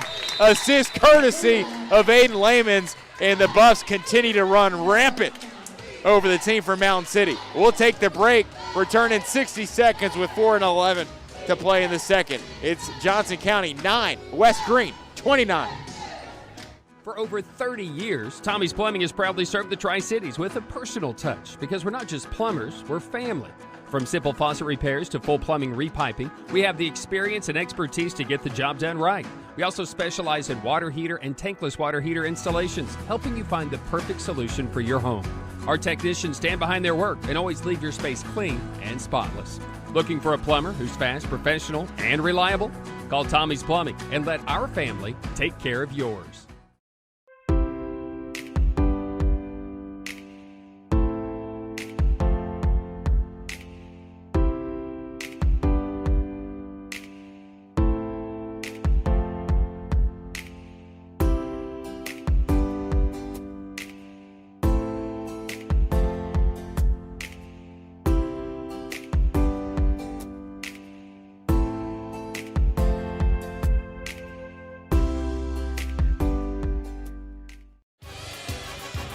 Greene County basketball is on the air. And now, Matthew Palazzo. The West Greene boys basketball team, a well-oiled machine here on a Thursday night. This game was tied 7-7 once upon a time midway through the first quarter. Since then, West Greene on a 22-2 run. It's been all Buffaloes ever since. A corner drive-in for Johnson County, and jinxed them, Matthew. Finally they will get a much-needed bucket. I mean, I'm glad they got a bucket at long last. Avery Jones to put it in from close range. I mean, that was an 11-0 run that really just catapulted West Greene to this whole lead. The two answered, and then a 9-0 run in response there by West Greene. So nearly a pair of separate double-digit runs by West Greene. Carson Jennings a little too strong in the lane. It will be West Greene basketball with Luke Heck set to check back in. Yeah, and I mentioned how West Greene's offense had led them in the first quarter. Let's talk about the defense here in the second quarter. That's really what's shown the most here, because until that layup right there, Johnson County had been held scoreless, and we're over halfway 4 through. minutes of scoreless basketball. So, and great offense like that also backs up great defense. But I mean, I feel like we're a little smitten if we don't mention how good West Greene's defense has been. Yeah, absolutely, and very, very much showing shades of that Johnson County girls team in the fourth quarter, allowing just 3 points from the West Greene girls team. Right. Here we are, 31-11. I wouldn't be surprised, however, if we could see 4 or 5 players in double figures for West Greene. With that bucket for Shelton, he's got 8. You've got 6 from Layman's, 8 from Williams, so there's 3 within range there. And you've got 5 from Arnott, 3 from Dawson, and we'll get to the rest of the totals here momentarily. And 4 from Luke Heck. Definitely within the realm of 4 in double figures. Maybe even get that 5th one as the game wears on. 2.5 to go, a little over, and a foul will stop play momentarily. There's 2 things that Coach Tolliver always talks about. It's one, when they put 3 or more players in double figures, they have a very high percentage of winning. and another one is scoring over 70 points. They've got the opportunity to do both of that tonight, because at this pace you're going right now, you're on pace to score 70. And as many scores as they've had right now, if you get to 70, you're almost certainly going to have 3 players in double figures, unless you just have one player that just takes over in the second half. Nice floater from the baseline there by Dawson, 33-11. Puffs continue to just pour it on. Dawson's got 5. The freshmen, the underclassmen have come up big for you here so far. Avery Jones, opposite key, will dish it off. It drives Blevins, and around the horn it goes. Johnson County looking for a chink. This West Greene zone has just been very problematic for Johnson County to get anything going. Deep 3 by Carson Jennings will rim over and out, and tipped out by Layman's. Johnson County just 1 for 5 from the floor in the quarter. Dawson takes it coast to coast and will retrieve his own miss and put it up and in. Put back is good, and a collision after the bucket was made sent Dawson sprawling to the hardwood. In will step Parker Arnott. Titus Shelton will make his way off the floor. It's a way to help your rebounding numbers. Yeah. Hurts the field goal percentage a little bit. Kind of what Aiden Layman's did. He did it twice, though. Yeah, so what would you rather want? Would you want to hurt your field goal percentage or up your rebounds per game a little bit? Carson Jennings up top, and Johnson County just needing some points at this point. Just 2 buckets in the quarter. Jennings a drive in, a kick to the corner, a 3 by Warren, and it's well off. Layman's wrestling away with it, couldn't quite get a hold of it. And Jennings will have it back once again. Changes direction midair, a wraparound pass, and it's kicked out into the hands of Luke Heck. Buffalo takeaway, a rifling shot near side 3. Elijah Williams. Lightning strikes twice. What a pass by Parker Arnott. And the finishing touch by Elijah Williams. And he, with a minute left in the half, is the first Buffalo in double figures now with 11. That's saying something. And this is a player that we usually don't see take 3-pointers that often. He's usually the one that makes those nice silky passes out to the 3-point line, but he's the one receiving them, so it's something a little different that I don't think Johnson County planned for that's really hurting him so far. And one thing I'll say about Williams, he's one of those players, you're right, he doesn't take a ton, but the ones he does make, or the ones he does attempt, he will make. I mean, his 3-point percentage has got to be near or past 40%. I'd be interested to see that number here nearing the end of the season, but got to believe it's close to 40. Not a high volume, but a high percentage. A miss and a make at the foul line for Landon Lipford. Surely related to C.J. Lipford of the Johnson County Lady Longhorns. West Greene looking to pour it on late in the first half. Williams' 3, Karam's out near side. Luke Heck plays much higher than his 5'10" stature, off the mark, but will get his own miss. And a little mix-up after the rebound attempt. Cooler heads prevail. Well, and we a joked foul about call. it with Dawson, but Heck upped his rebounding numbers right there a little bit. Yeah, sure did.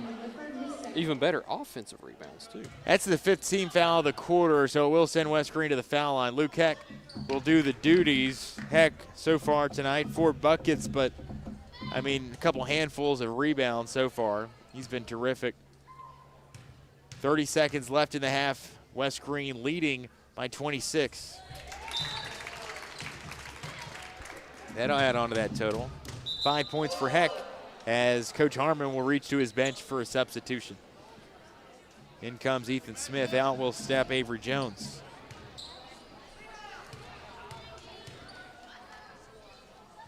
Luke Heck second on its way, and that one is also good.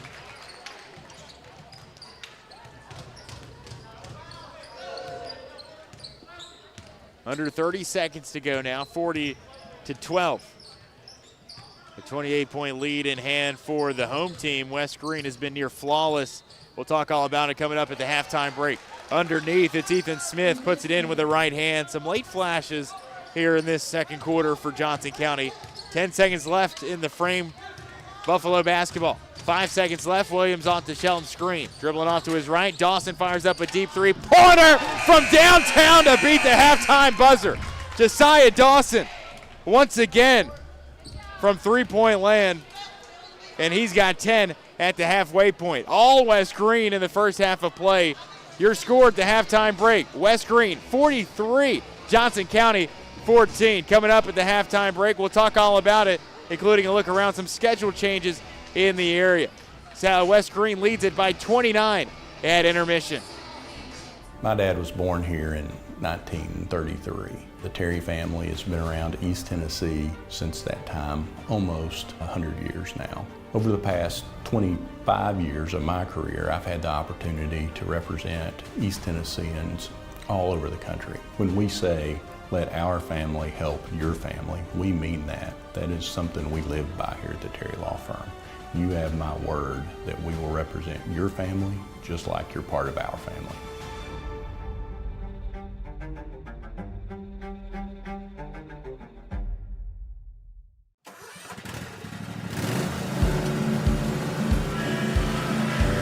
Whether you ride, haul, or work, CNC has what moves you from dirt roads to job sites. We've got the gear to get you there. Hard-working equipment, helpful people, and honest advice. Whether you haul tools, toys, or livestock, CNC Custom Trailers has the equipment you need and the upgrades you want. CNC Custom Trailers, where you're more than just a customer, you're a neighbor. In Greenville, we blend beauty with Southern charm. From sharp cuts to flawless color and perfect extensions, we make dream hair real. As milkshake experts, we deliver exclusive treatments, glosses, and pro product advice. Finish your look with nails and waxing done with care. Relax and recharge with our signature Japanese head spa. Come experience the Main Brand difference. At the Main Brand Hair Company, we wrangle your tangles. At Marathon Quick Stop Markets, you'll find a company that realizes that our customers are our biggest assets. We are a locally owned company, proud to serve our community. So we do everything with you in mind. We clean and sanitize our stores, provide a well-lit, monitored area to keep you and your family safe. You can always expect a friendly staff and a large selection of products with weekly specials. Stop in at a nearby Marathon Quick Stop Market today. At many dealerships, you get what you'd expect. Games, gimmicks, and shady sales tactics. At Gateway Nissan in Greenville, expect the unexpected. Low prices, convenient service, and a great buying experience. Get our Gateway exclusive lifetime powertrain warranty. No worries for life. You deserve the unexpected. It's the #1 reason you gotta get to Gateway. Shop online at gatewaynissangreenville.com. Or take the super short drive down Highway 11E to Gateway Nissan in Greenville.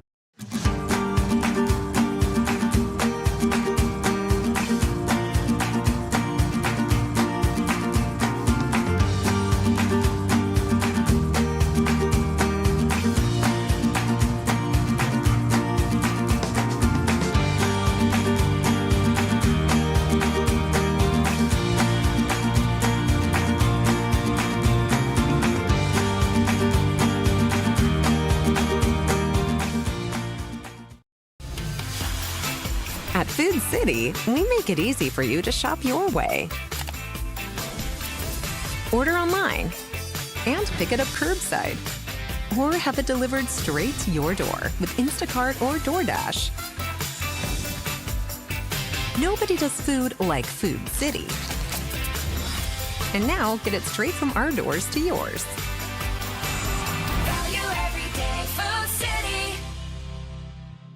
Your project needs power. Williams Electric Supply has it all. Find us in Bristol, Greenville, Johnson City, and Kingsport. Our knowledgeable staff can help you with every wire, cable, switch, and electrical need. No one does electrical better. Williams Electric Supply.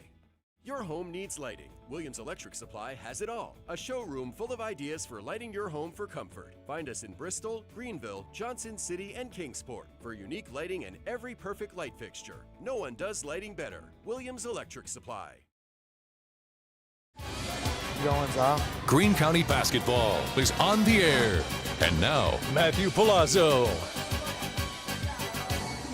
Rough shot, romp, ruction, however you want to describe it. West Greene has done exactly that in the first half of basketball. A near flawless 2 quarters of play as they take a 43-14 lead over their District 1 2A opposition tonight in Johnson County. Nearly a 30% higher shooting percentage than their opposition as well. West Greene has been incredible, well on their way to improving to 5-3 in league play and taking a firm grasp of second place in the league, which has been highly coveted, and a lot of people have been lurching towards that number 2 spot. South Greene and Chuggaduke, the 2 other teams, tied for second place. A win tonight would greatly increase West Greene's chances at getting that 2 spot, but you needed the win tonight, and we talked about how pivotal that would be. Tyler Nichols rejoined us here at the halftime break to break down our first half statistics. Tyler, let's start with this before we dive into the numbers.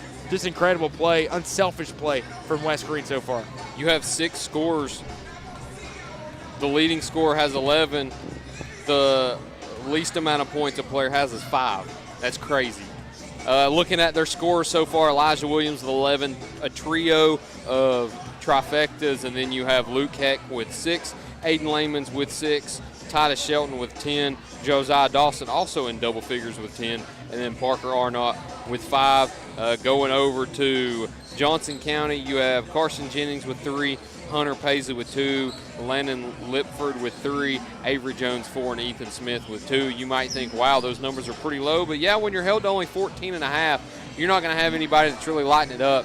This may be the best West Greene I've seen in a long time. To have a 43-14 lead at half, I mean, we're 6 points away from entering a running clock in the fourth quarter, and it's only halftime, and this is a very competitive Johnson County team in conference. So I mentioned in the first quarter how it was West Greene's offense that was showing me the most, but I think in that second quarter it changed. I think West Greene's defense right there showed me more, because to be able to hold a team to just 5 points there in the second quarter, only 2 made field goals, is terrific. And then to keep pace with what you scored in the first half, West Greene scored 22 in the first quarter and then 21 in the second quarter. They didn't cool off, they didn't heat up, they just stayed consistent, and that's what you needed right there.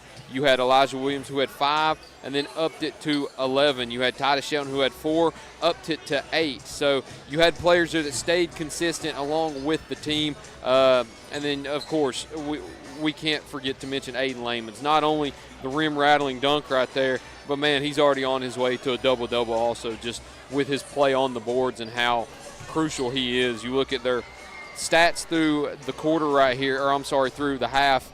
West Greene shooting 62% so far.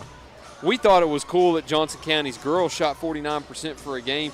You've got West Greene out here shooting 62% as a team from the field. Not the free throw line, but the field in total in a whole entire half, and then holding Johnson County to just 32%. And what's crazier, this is a stat that I didn't notice until just now. West Greene has 18 made field goals. Johnson County has attempted 19 field goals. So the fact that you're getting up more shots than they are is crucial also, because you're not letting them get a lot of offensive rebounds. You're forcing takeaways and turnovers, and you're grabbing every defensive rebound and not allowing them to get those second chance shots. So huge, huge, huge first half for the Buffaloes. You mentioned it, probably the most healthy that West Greene has been, and I mentioned it, this is probably the most complete and most lethal that West Greene has been this season, and it shows on the scoreboard right now. Second quarter, that was vastly impressive by that West Greene defense. They take a 29-point lead. Something else I wanted to touch on, Tyler, just one final tidbit before we enter our informational portion, if you will. This game was tied at 7-7, and then to end that first quarter, West Greene went on that 11-0 run, and then they opened up the second quarter on a 9-0 run. Since that 7-7 tie, they closed the first half outscoring Johnson County 36-7 to take this 29-point lead. Just an incredible quarter and a half span there by West Greene, really playing as well as they could have played in that call it a 12-minute stretch there. A couple other schedule updates, though, if you're just now joining us. Greene County Schools canceled for tomorrow. No school tomorrow. Enjoy your day off. Enjoy your Friday off to close out your week. Another schedule update. National Signing Day was yesterday. We had 5 different Greenville football players set to sign live on Green Sports Zone. That'll have to wait at least a few more days next Wednesday when those players will sign their letters of intent to go on to play their athletic or to continue their athletic and academic careers. Join us live on Green Sports Zone next Wednesday for that. Also, another schedule update. North Greene got the day started. Their game against UH today postponed and moved to Saturday, February 14th. Also, those games have been moved up. North Greene and Yaneka tomorrow have been moved up, that is. Varsity girls will begin at 5 p.m. Of course, today's games being brought up from 6:30 to a 4 o'clock start time. We initially had South Greene Chuggett Oak circled as our Bachman Bernard game of the week presented by Tommie's Plumbing. Had to pivot, but that South Greene and Chuggett Oak game will be made up next Friday, February 13th, the second to last day of the regular season, if you will, with the district tournament beginning on Monday, February 16th. So that's cutting it close there, and especially if we have the snow like we're forecasted to get, things could get a little sticky in the last couple weeks of the season. Also of note, Chuggett Oak former coach Bobby Broyle selected to the TSSAA Hall of Fame today. Tremendous honor for Coach Bobby, and couldn't have happened to a better guy. I mean, the amount of candy that guy has given to me, the amount of jokes and laughs that we have shared, I really like Coach Broyle. Glad he got that tremendous honor earlier, as we learned this afternoon. So a hat tip to him. Let's start this second half from Coach Jimmy Jones Gymnasium. Matthew Palazzo, Tyler Nichols joining you once again. A couple other games also of note on the docket. Tennessee at Georgia Lady Vols action tipping off at 6 o'clock on 99.5 FM WGRV tonight. Tomorrow night it'll be Granger at Greenville on your hometown radio station, 99.5 WGRV. And Happy Valley at West Greene. We'll be right back here from Coach Jimmy Jones Gymnasium on your local radio airwaves. Elijah Williams not necessarily starting the second half like he ended the first half, but West Greene will once again put that tremendous defense to the test on the other end of the floor. So a 62% shooting start for West Greene, and they missed their first shot from the floor. And Elijah Williams, out of frustration, will take it right back the other way and will make up for that miss with his 13th point of the game. Tyler mentioned it at halftime. We could be in running clock jeopardy here if things continue to tilt the way they are. West Greene with their largest lead of the night at 31 points. Going back to something you mentioned also, you mentioned that Coach Bobby Broyle's being selected to the TSSAA Hall of Fame today, and of course what an honor that is also, but I've already been, recommended to do a Bobby Broyle's interview for Green Sports Zone. So what a terrific accomplishment by Coach Broyles, and what an opportunity that could be also to not only get a sit-down interview with a TSSAA Hall of Famer, but to just hear some of those stories, because you think of a coach that's been around for as long as Coach Broyles has been for, and of course passing things down to his sons and Stephen and Sam, and just what an opportunity that would be to hear some of his stories and the history behind his career. And you got such a long lineage of Broyles, and we'll keep it right here for the 30-second timeout. Not only do you got Steve and Sam, but you also have younger kids going up too, and that Broyles name not having yet cemented itself in Afton, which is something considering the long history of the Broyles name going back to Coach Bobby Broyles all those years ago. Yeah, you're right. And I mean, not only has the Broyles name is already synonymous with Chuggett Oak, but it is not yet cemented yet, because you've still got a long line that is still continuing throughout Chuggett Oak, and then you've got the opportunity to see some more cement more to that name that's coming up through the ranks right now at the middle school and high school level. Yeah, we've seen both, and we were there for the Chuggett Oak West Greene game earlier this season, and that Chuggett Oak West Greene rivalry for years to come going to be something special for sure. And I'm very much looking forward to those games in the next few years. Chuggett Oak West Greene, arguably the most talented underclassmen crops that we've seen in the county this season. Luke Heck, the sophomore, right on cue with a right-handed floater to give West Greene back its 31-point advantage. There's under 6.5 to go. Johnson County running the pick and roll on the other end. Nicely done, as Avery Jones will net his third bucket of the basketball game. So going down the stretch here, might see some more youth on the floor with West Greene leading by as many as they are. Heck off the mark on the J, and Johnson County will rebound it, but likely going to get a lot of those youngsters on the bench in for Coach Oliver's crew. Baseline retrieval here for Jones. A kick out for Lipford. He's off the mark from long range. Rebound tip out into the hands of Aiden Lamons, as Dawson will move it across the midcourt stripe. Heck moving in. Baseline floater won't go, and Lamons can't corral it before it exits the boundary. Johnson County basketball. On the schedule for Johnson County coming up, it's a short-ish turnaround. Tomorrow at home against South Greene. The Rebels having to make that 2.5-hour trip. And I'm sure they will take the scenic route up through Damascus, much to Miss Lori Wilhoit's, I guess you could say, direction. Delight. Instructions, maybe. Command. She gives a lot of those out being a principal. Foul line J is money from Command, Carson Jennings. Command or demand? What works better? Let's call them requests. Request, yeah, that makes it sound better. Under 5 to go in this one. It'll be a long bus ride back for Johnson County tonight. They can't turn around things here in the second half to at least make the score a little bit more respectable. And you can count the bucket underneath. It's Landon Lipford doing just that. Now, say what you want about Johnson County's first half. They've come out of the gates. They have looked so much better than they have in that first half already, eclipsing their second quarter point total. Outscoring West Greene 8-4 here in the third frame. Heck and Dawson out for West Greene. In will step Titus Shelton and Carter Stills.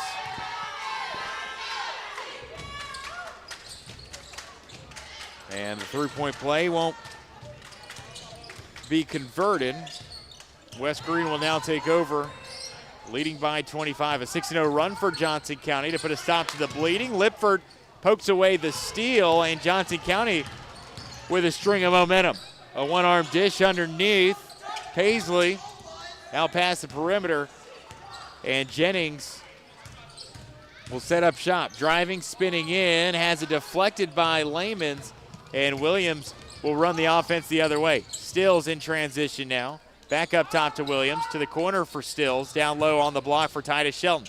Fader, and it's just short. Tipped out to the right rim into the hands of Hunter Paisley. Corner three taken by Caden Blevins, and it's off the front iron and into the hands of Elijah Williams, who will work it up slowly past the Buffalo logo at midcourt. Layman's a handoff. Parker Arnott from way downtown, and it's off to the right.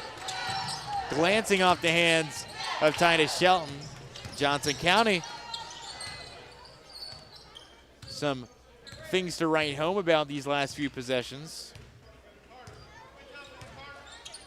Deep three attempted by Carson Jennings, and it's bricked off to the left. Put back shot won't go from Blevins, and it is chased out of bounds by Elijah Williams, but not before he is fouled by Caden Blevins.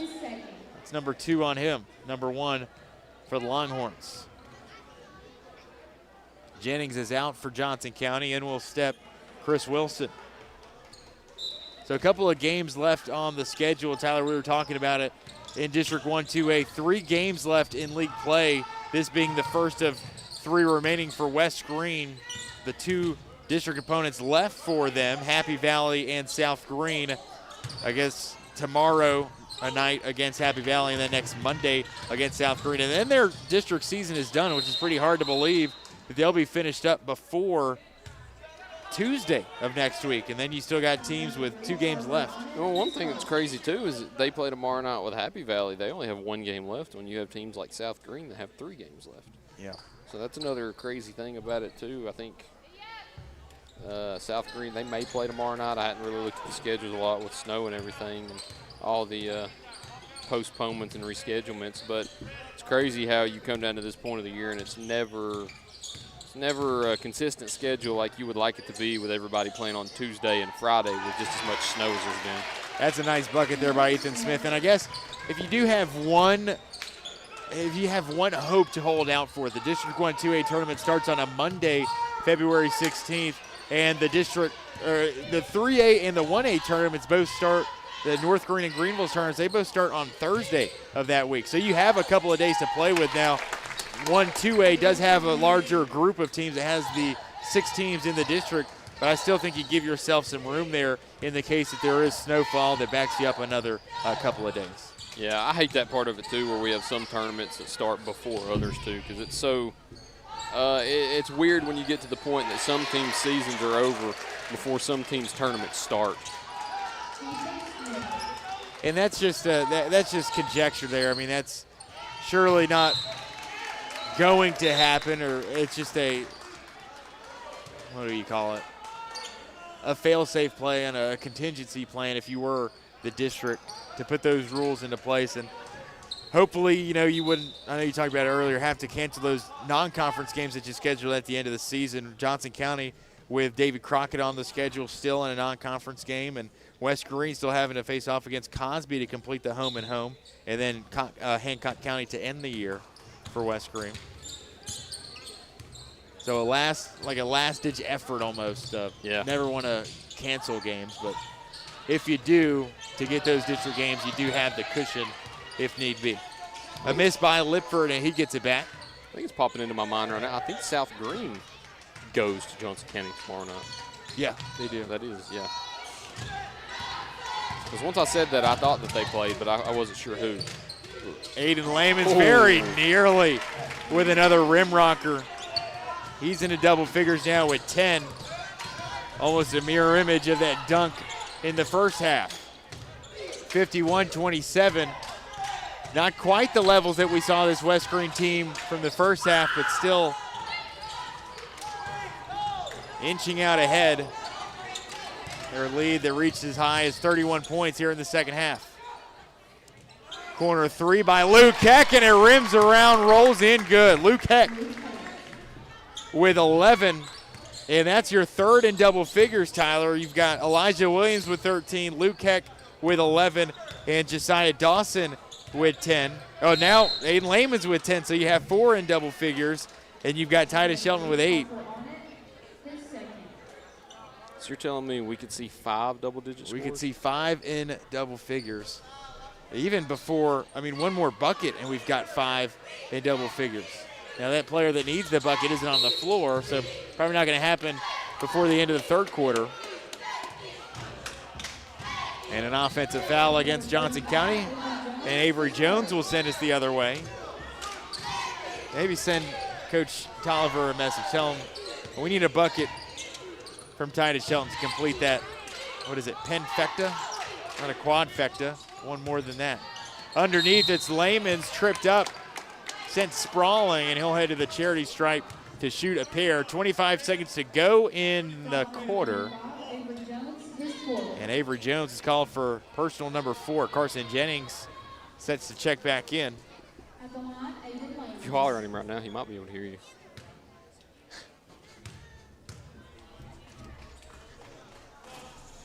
A miss off the front rim by Lehman's.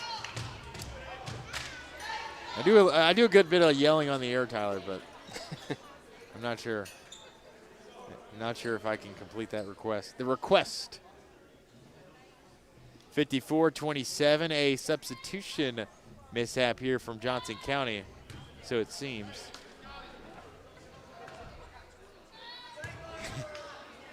I really love our officiating crew tonight. I will say that. Fully biased opinion. I think they're some of the best in the region. Better than some that I've seen. Left wing, Johnson County looks to close out the quarter. Underneath, Smith a kick out to the corner and a three-pointer that's off far side by Lipford. Parker Arnott driving. The runner is tipped out. Luke Heck, baseline J, is off as well.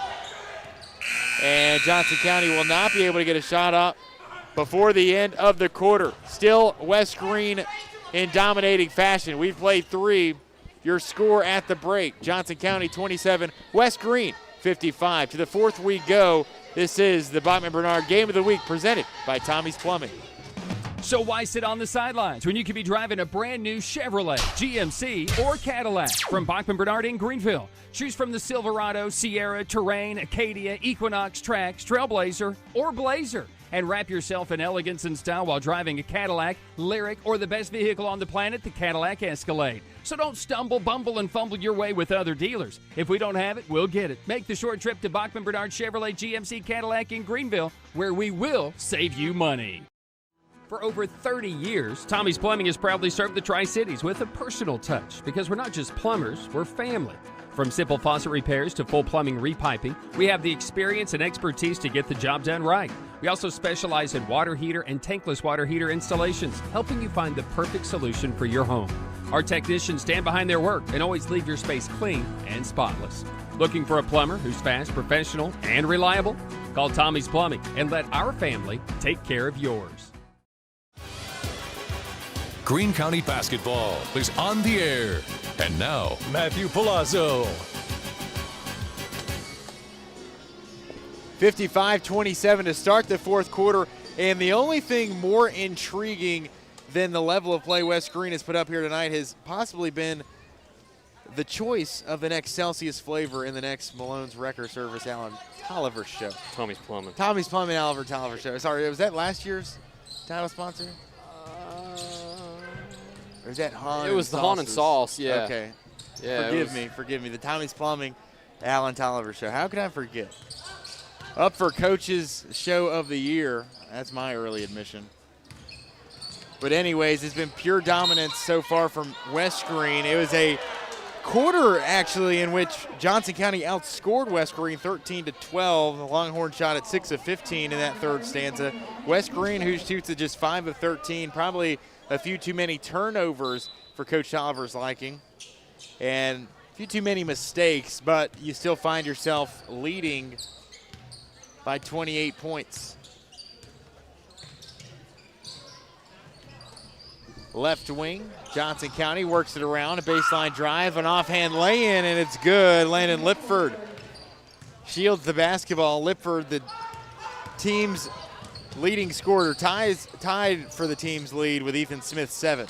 Titus Shelton, a riser, can't get it to go. That would have been our fifth in double figures. West Greene, who held Johnson County to just 5 second quarter points. Johnson County, which scored just one shy of their entire first half total. Lipford couldn't get it to fall. The other way we go. No-look dime underneath. Titus Shelton. And what a nifty pass inside there by the sophomore Arnott to his other sophomore teammate in Titus Shelton. Here you go. You get 2 here from Shelton, and he's got double figures. Alan must have heard you up here. Very efficient tonight from Titus Shelton. Well, Titus must have heard me as well. First one rims out. He's 2 of 4 at the line here this evening. Again, if you're just now joining us, you can catch the action tomorrow as Happy Valley comes to town. Happy Valley West Greene live on our radio airwaves at 103.1 FM WIKQ. Shelton Golden on the second attempt moves West Greene's lead to 56-29. Johnson County basketball in the Longhorn front court. Nice feed inside, left-handed finish courtesy of Ethan Smith. He's got 9 to pace the road team. You're seeing a different Johnson County team the second half, too. Definitely an inspired effort considering the way they came out of the gates in that first half. Maybe just shook some of that lactic acid out of the legs after that long bus trip. There you go. Titus Shelton into double figures. Ladies and gentlemen, 5 Buffaloes in double figures now with Williams is 13, Heck and Layman's with 11. Shelton now reaching 11, and Josiah Dawson with 10 apiece. Add in Parker Arnott's 5, 6 different scorers, 5 of which have entered double figures, and they haven't even reached 60. That is just wildly impressive. Nice feed inside for Ethan Smith, who's had a terrific night off the bench. 11 points for Johnson County. 25-point lead, the basketball back as Williams will direct traffic. Coach Tolliver wants a timeout to talk things over. We'll take a step aside. 5:37 to go in the ball game. Your score, Johnson County 33, West Greene 58.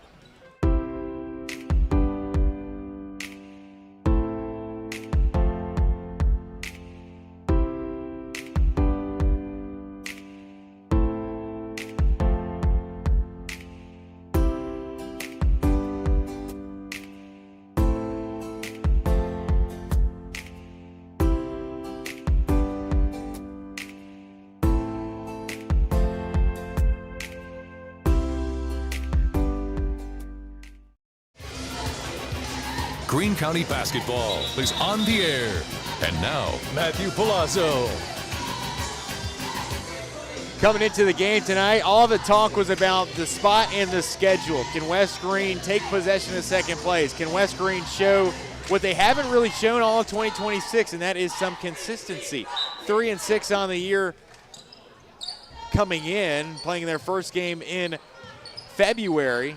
You desperately wanted to see that, and that's exactly what you've gotten here tonight with West Greene coming out in commanding fashion.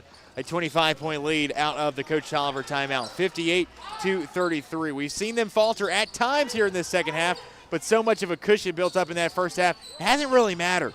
Arnott can't connect on the corner three near side, and Johnson County will move it up. They have seen some flashes this second half. They have looked excellent on the offensive end at times, but still looking for some nodes that they can really write home about, and certainly Ethan Smith has been everything that they have needed in the second half. 5 for 5 from the floor. He's 6 of 6, perfect from the field on the day is Ethan Smith. He's got 13 off the bench to lead the Longhorns.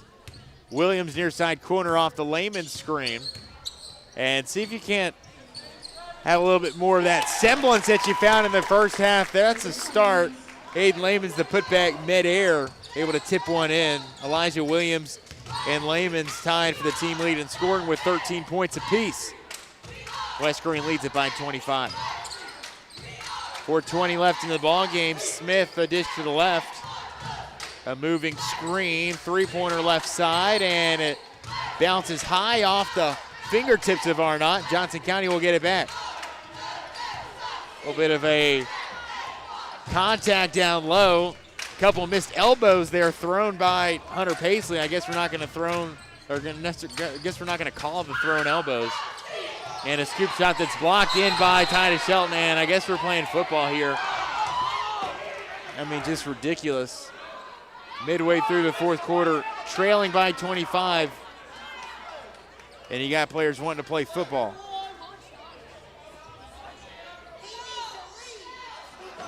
And literally right there on the block, you saw the no call. Couple elbows thrown. A few moments later, a little bit more contact. Finally do get the whistle called, and it's not against the thrown elbows. Tyler, take what I said about the officiating. I'm just kidding. It doesn't change my perception of them. And that's a three-point swing there. Carson Jennings with a triple in the corner. And, you know, I know there's never going to be a crew that catches everything, but that was rather blatant, I thought. Yeah, that was one that you kind of got to call. Even though it is late in the game like that, you got to keep things civil because 4 minutes is still a lot of time for something wrong to go happen. Elijah Williams, and that is some contact on the other end. A tie up down low by Aiden Lehmans and Carson Jennings. That one was seen, and that is an offensive foul against the 6'6 senior. And Aiden Lehman's pleading his case, really defending himself against Carson Jennings, who was bear hugging him from behind. It's a turnover, though, and Longhorns will have the basketball, now trailing by 22. Paisley to an open Lipford for three, and it is sunk. Lipford's got 10. 60-41. Johnson County gets it to within 20 for the first time in the second half. Williams driving in, has it nearly picked by Lipford from behind, and Jennings ends up on the hardwood, and a timeout awarded to Coach Harmon and Johnson County. Nothing going right for West Greene here in the fourth. 2:49, we take the break, return in 60 seconds. Your score, Johnson County 41, West Greene 60. My dad was born here in 1933. The Terry family has been around East Tennessee since that time, almost 100 years now. Over the past 25 years of my career, I've had the opportunity to represent East Tennesseans all over the country. When we say, let our family help your family, we mean that. That is something we live by here at the Terry Law Firm. You have my word that we will represent your family just like you're part of our family.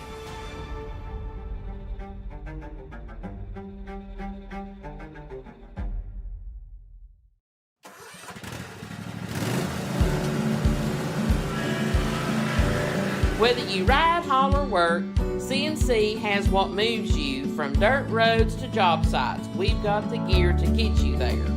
Hardworking equipment, helpful people, and honest advice. Whether you haul tools, toys, or livestock, CNC Custom Trailers has the equipment you need and the upgrades you want.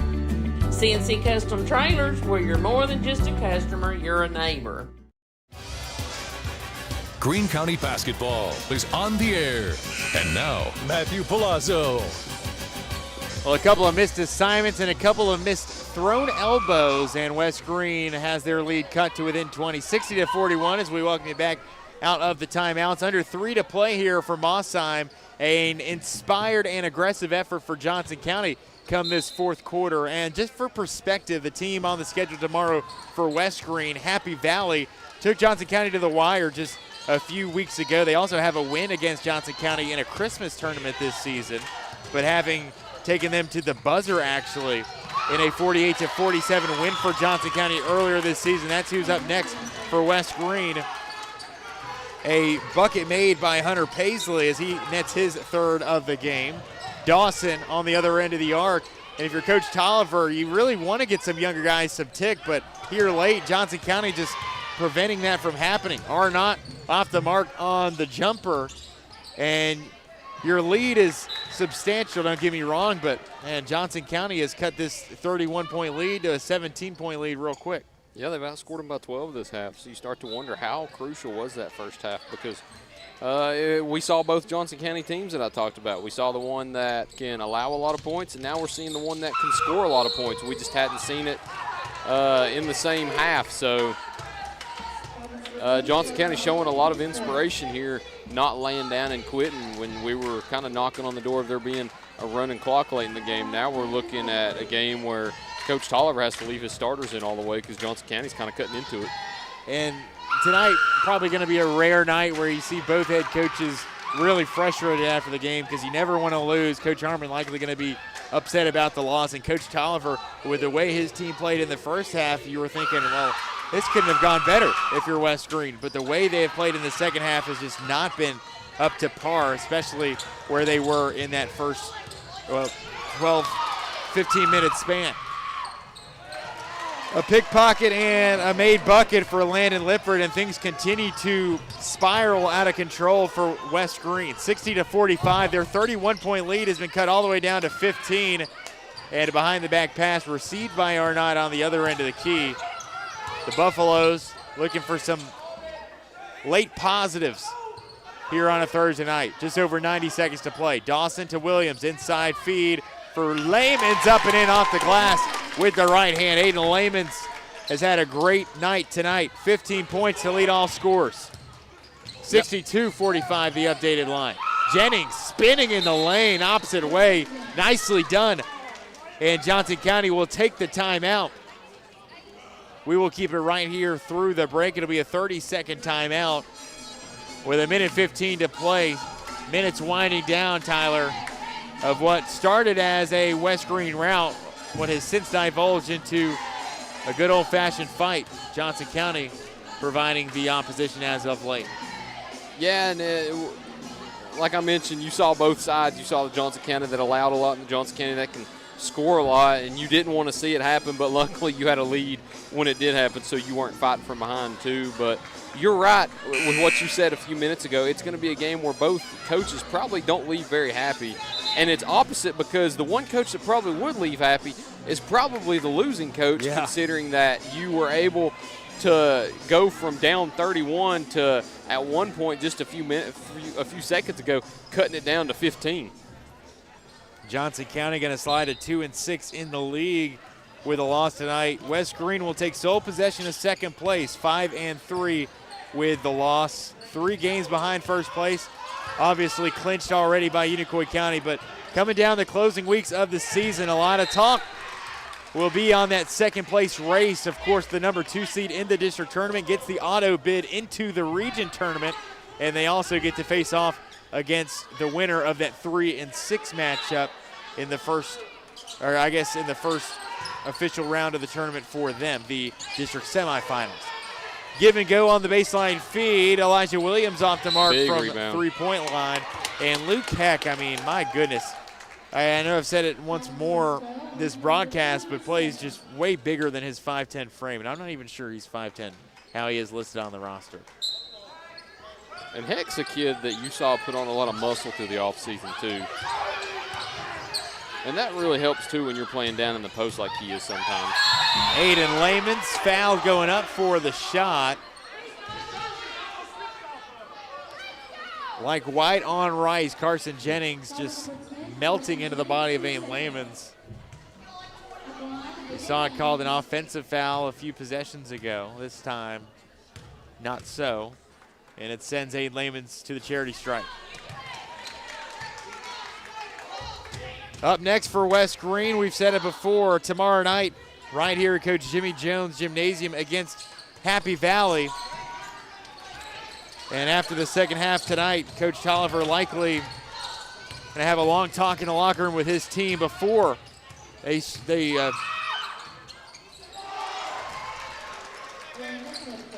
tie it up tomorrow against the Warriors. A bucket there in the lane. Luke Heck on the baseline, a full timeout for West Greene. We'll take it. West Greene basketball in the closing 30 seconds when we come back. Buffalo's lead cut all the way to 13.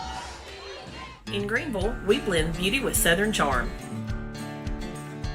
From sharp cuts to flawless color and perfect extensions, we make dream hair real. As milkshake experts, we deliver exclusive treatments, glosses, and pro product advice. Finish your look with nails and waxing done with care. Relax and recharge with our signature Japanese head spa. Come experience the Main Brand difference. At the Main Brand Hair Company, we wrangle your tangles. At Marathon Quick Stop Markets, you'll find a company that realizes that our customers are our biggest assets. We are a locally owned company, proud to serve our community. So we do everything with you in mind. We clean and sanitize our stores, provide a well-lit, monitored area to keep you and your family safe. You can always expect a friendly staff and a large selection of products with weekly specials. Stop in at a nearby Marathon Quick Stop Market today. Greene County basketball is on the air. And now, Matthew Palazzo. 13 points the advantage for the West Greene Buffaloes as we come out of the break. Aiden Layman's a nice finish with the right hand. He's had some moments here tonight, including that dunk in the first half. Transition three is banked in by Ethan Smith. Are you kidding me? 16 points off the bench, including one from way downtown. And Ethan Smith opens the bank late night on a Thursday here in Mossheim. That's unfair with the roads potentially icy. Don't want people out and about this late on a Thursday. That's your ball game as the final horn sounds. You can't say it wasn't without its moments for Johnson County as of late. Your final from Mossheim. Somehow, Johnson County makes it a game late. It is West Greene 64, Johnson County 52. Up next for the West Greene Buffaloes, tomorrow night, a date with the last place team in the district, the winless Happy Valley Warriors at 0-6 in District 1 AA competition. Tomorrow, broadcasted live on 103.1 FM WIKQ. At South Greene this coming Monday, and after that second half, Coach Tolliver likely with a lengthy discussion in store for his homestanding Buffaloes. West Greene now 13-10 on the season. They improved to 5-3 in league play, now in sole possession of second place in the district standings. Coming up, we'll talk about it when we return. You've been listening to the Bachman Bernard Game of the Week presented by Tommie's Plumbing. At many dealerships, you get what you'd expect. Games, gimmicks, and shady sales tactics. At Gateway Nissan in Greenville, expect the unexpected. Low prices, convenient service, and a great buying experience. Get our Gateway exclusive lifetime powertrain warranty. No worries for life. You deserve the unexpected. It's the #1 reason you gotta get to Gateway. Shop online at gatewaynissangreenville.com. Or take the super short drive down Highway 11E to Gateway Nissan in Greenville.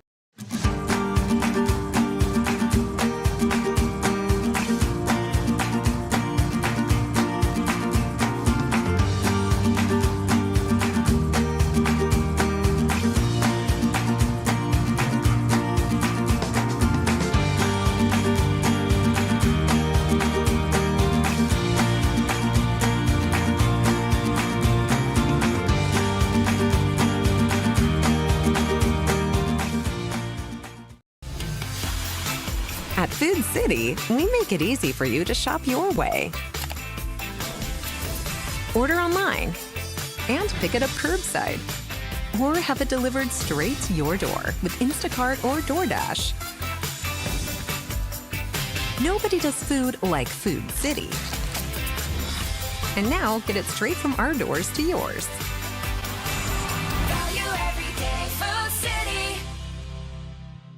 Your project needs power. Williams Electric Supply has it all. Find us in Bristol, Greenville, Johnson City, and Kingsport. Our knowledgeable staff can help you with every wire, cable, switch, and electrical need. No one does electrical better. Williams Electric Supply.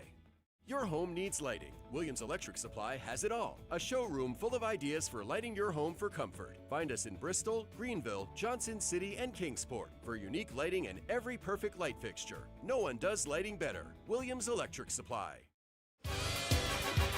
Greene County basketball is on the air. And now, Matthew Palazzo. And we welcome you back at the conclusion of an eventful Thursday night District 1 AA doubleheader. In Game 2, we see West Greene hold on for the victory, 64-52, a game in which West Greene had a 30-point lead at halftime, Tyler. It feels weird to say they hold on for anything, much less a 12-point victory in the end. But they place 5 into double figures, but a late surge by Johnson County. They outscore West Greene 28-21 in that second half, and they shoot the ball much better than they did in the first 16 minutes of action to make it a game late. And West Greene fortunate to survive tonight and take second place in the district. But, man, things got dicey there for a while in that second half. Yeah, they did. I'm not even shy to say it. During the halftime break when we were on commercial break, we were kind of already writing Johnson County's obituary, just kind of talking about how we're close to running clock and some of these young guys are going to get some valuable experience. And I was dead wrong because Johnson County ends up making it a game, and it's crazy to say that, but ends up being a 12-point game at the final buzzer, and I think that was the lowest it had got since the first quarter. So credit to Johnson County, and it's crazy, like we said, that the coach that's probably the most disappointed walking away is probably the winning coach because of how much they let Johnson County score in the fourth quarter. And then if you're Coach Ethan Harmon, you're probably a little happy. Of course, you lost, and you're not happy with that first quarter, or that first half, but you like the way you responded there because that shows you going down here in the most important part of the season that if you're down, you're never out. And looking at West Greene, if they play every game and every half like they played that first half, that's a tough team to beat. That is a tough team to beat, and they're healthy. They're moving in the right direction. They've got everybody playing well. 5 players in double figures. Amazing how not only are you able to put 3, which is always your goal, but to be able to put 5 in double figures is pretty special. And they didn't even reach 70 points. That's the crazy part. You put 5 in double figures and you didn't even reach 70. But going through the stats, West Greene wins 64-52. Their leading scorer was Aiden Lamons with 17. Elijah Williams following that up with 13. Luke Keck and Titus Shelton with 11. Josiah Dawson with 10. And then Parker Arnott with 5 from the first quarter. Looking at Johnson County's way, you had Ethan Smith and Landon Lipford, who led them both with 16 each. Carson Jennings had 8, and then Hunter Paisley and Avery Jones had 6 each. And looking at the second half stats, I don't know if this is officially correct, but if Matthew is right, Johnson County shooting 11 for 12 in that fourth quarter.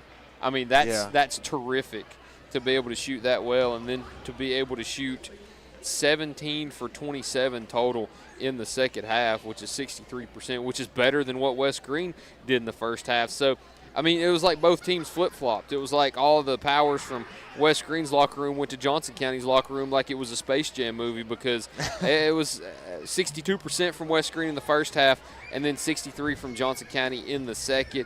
And then West Greene, they kind of falter there at the end, shooting 9 of 22 in the second half, just 41%. So If you're West Greene, you still got to be happy about the win, though, because district wins are hard to come by, and you always need to defend your home floor.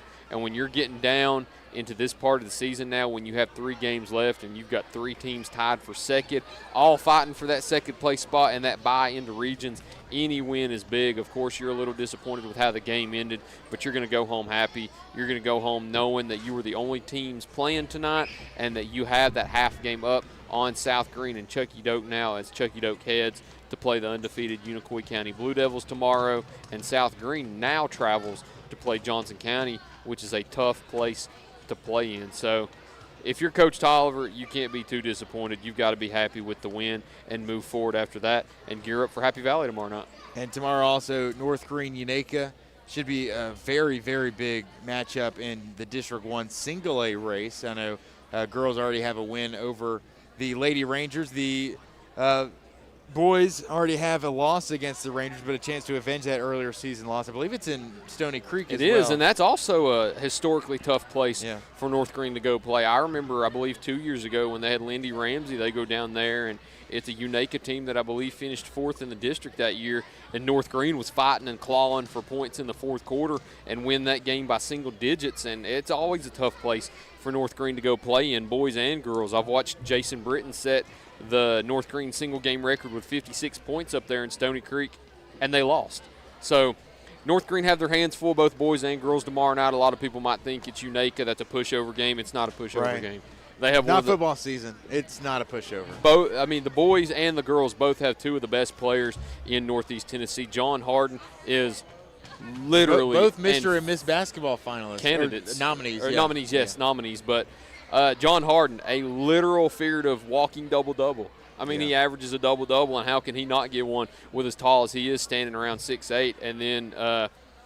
And then you have Shields. I mean, what a ball player she is, too. She can score at all 3 levels, score effectively with both hands. So, it's a tough matchup for North Greene tomorrow night. And then looking at Greenville, you've got Granger coming into town, a team that played you pretty good the first time, that's hungry for a district win, that knocked off Volunteer, who beat Greenville earlier this year. So, moving over to Greenville and their side of things also, they've got a tough matchup ahead of them tomorrow night. The girls do too, because if the girls want to start this second half of the district schedule with a win, they've got to go through a tough team who's coached by Rusty Bishop, who has a lot of state tournament experience. Leave it to Tyler Nichols to get you ready and get you hungry for another day of basketball action in Greene County. That's in store for you tomorrow. You can catch all the action on our webpage at greensportszone.com. Head over there, head to our socials, wherever you do social media. We got you covered with our recaps, our videos, and our photography as well. So just head on over, and we'll get you covered. We'll get you set for each and every game tomorrow, as well as our games throughout the weekend. Great crew on hand for tonight. Jimmy Bowman, some excellent videography. Tate Russell, some especially good photography. Tyler Nichols with some excellent color analysis and really good production tonight as well. So if you're just now tuning in, of course, West Greene and Happy Valley tomorrow. Quick turnaround for the Buffaloes after a big win tonight, but they will look to continue that stranglehold on second place in the league with a win over the league winless Warriors tomorrow, live starting at 6:15 with coverage beginning over on 103.1 FM WIKQ. And, of course, Johnson County will host the South Greene Rebels, who will make that beautiful drive through Damascus, Virginia, much to the request of one Miss Lori Wilhoit. Mike Secret stuff, not enough tonight for the Johnson County Longhorns as they fall to 7-14 on the season. West Greene now 13-10 and 5-3 in District 1 2A competition. Earlier tonight, it was the girls and it was Johnson County getting the better end of West Greene after a late letdown for the Lady Buffs. 51-35 was your final in that one. And once more, a final run through our stats. 5 in double figures for the Buffs, led, of course, by Aiden Lehman. 17 as the West Greene Buffaloes get the final. Once more, your score, 64-52. Quick turnaround tomorrow, live on 103.1 FM WIKQ, as West Greene looks for its 6th league win of the season. For our entire crew here and their efforts here tonight, I'm Matthew Palazzo saying so long, good night, and God bless from Mossheim.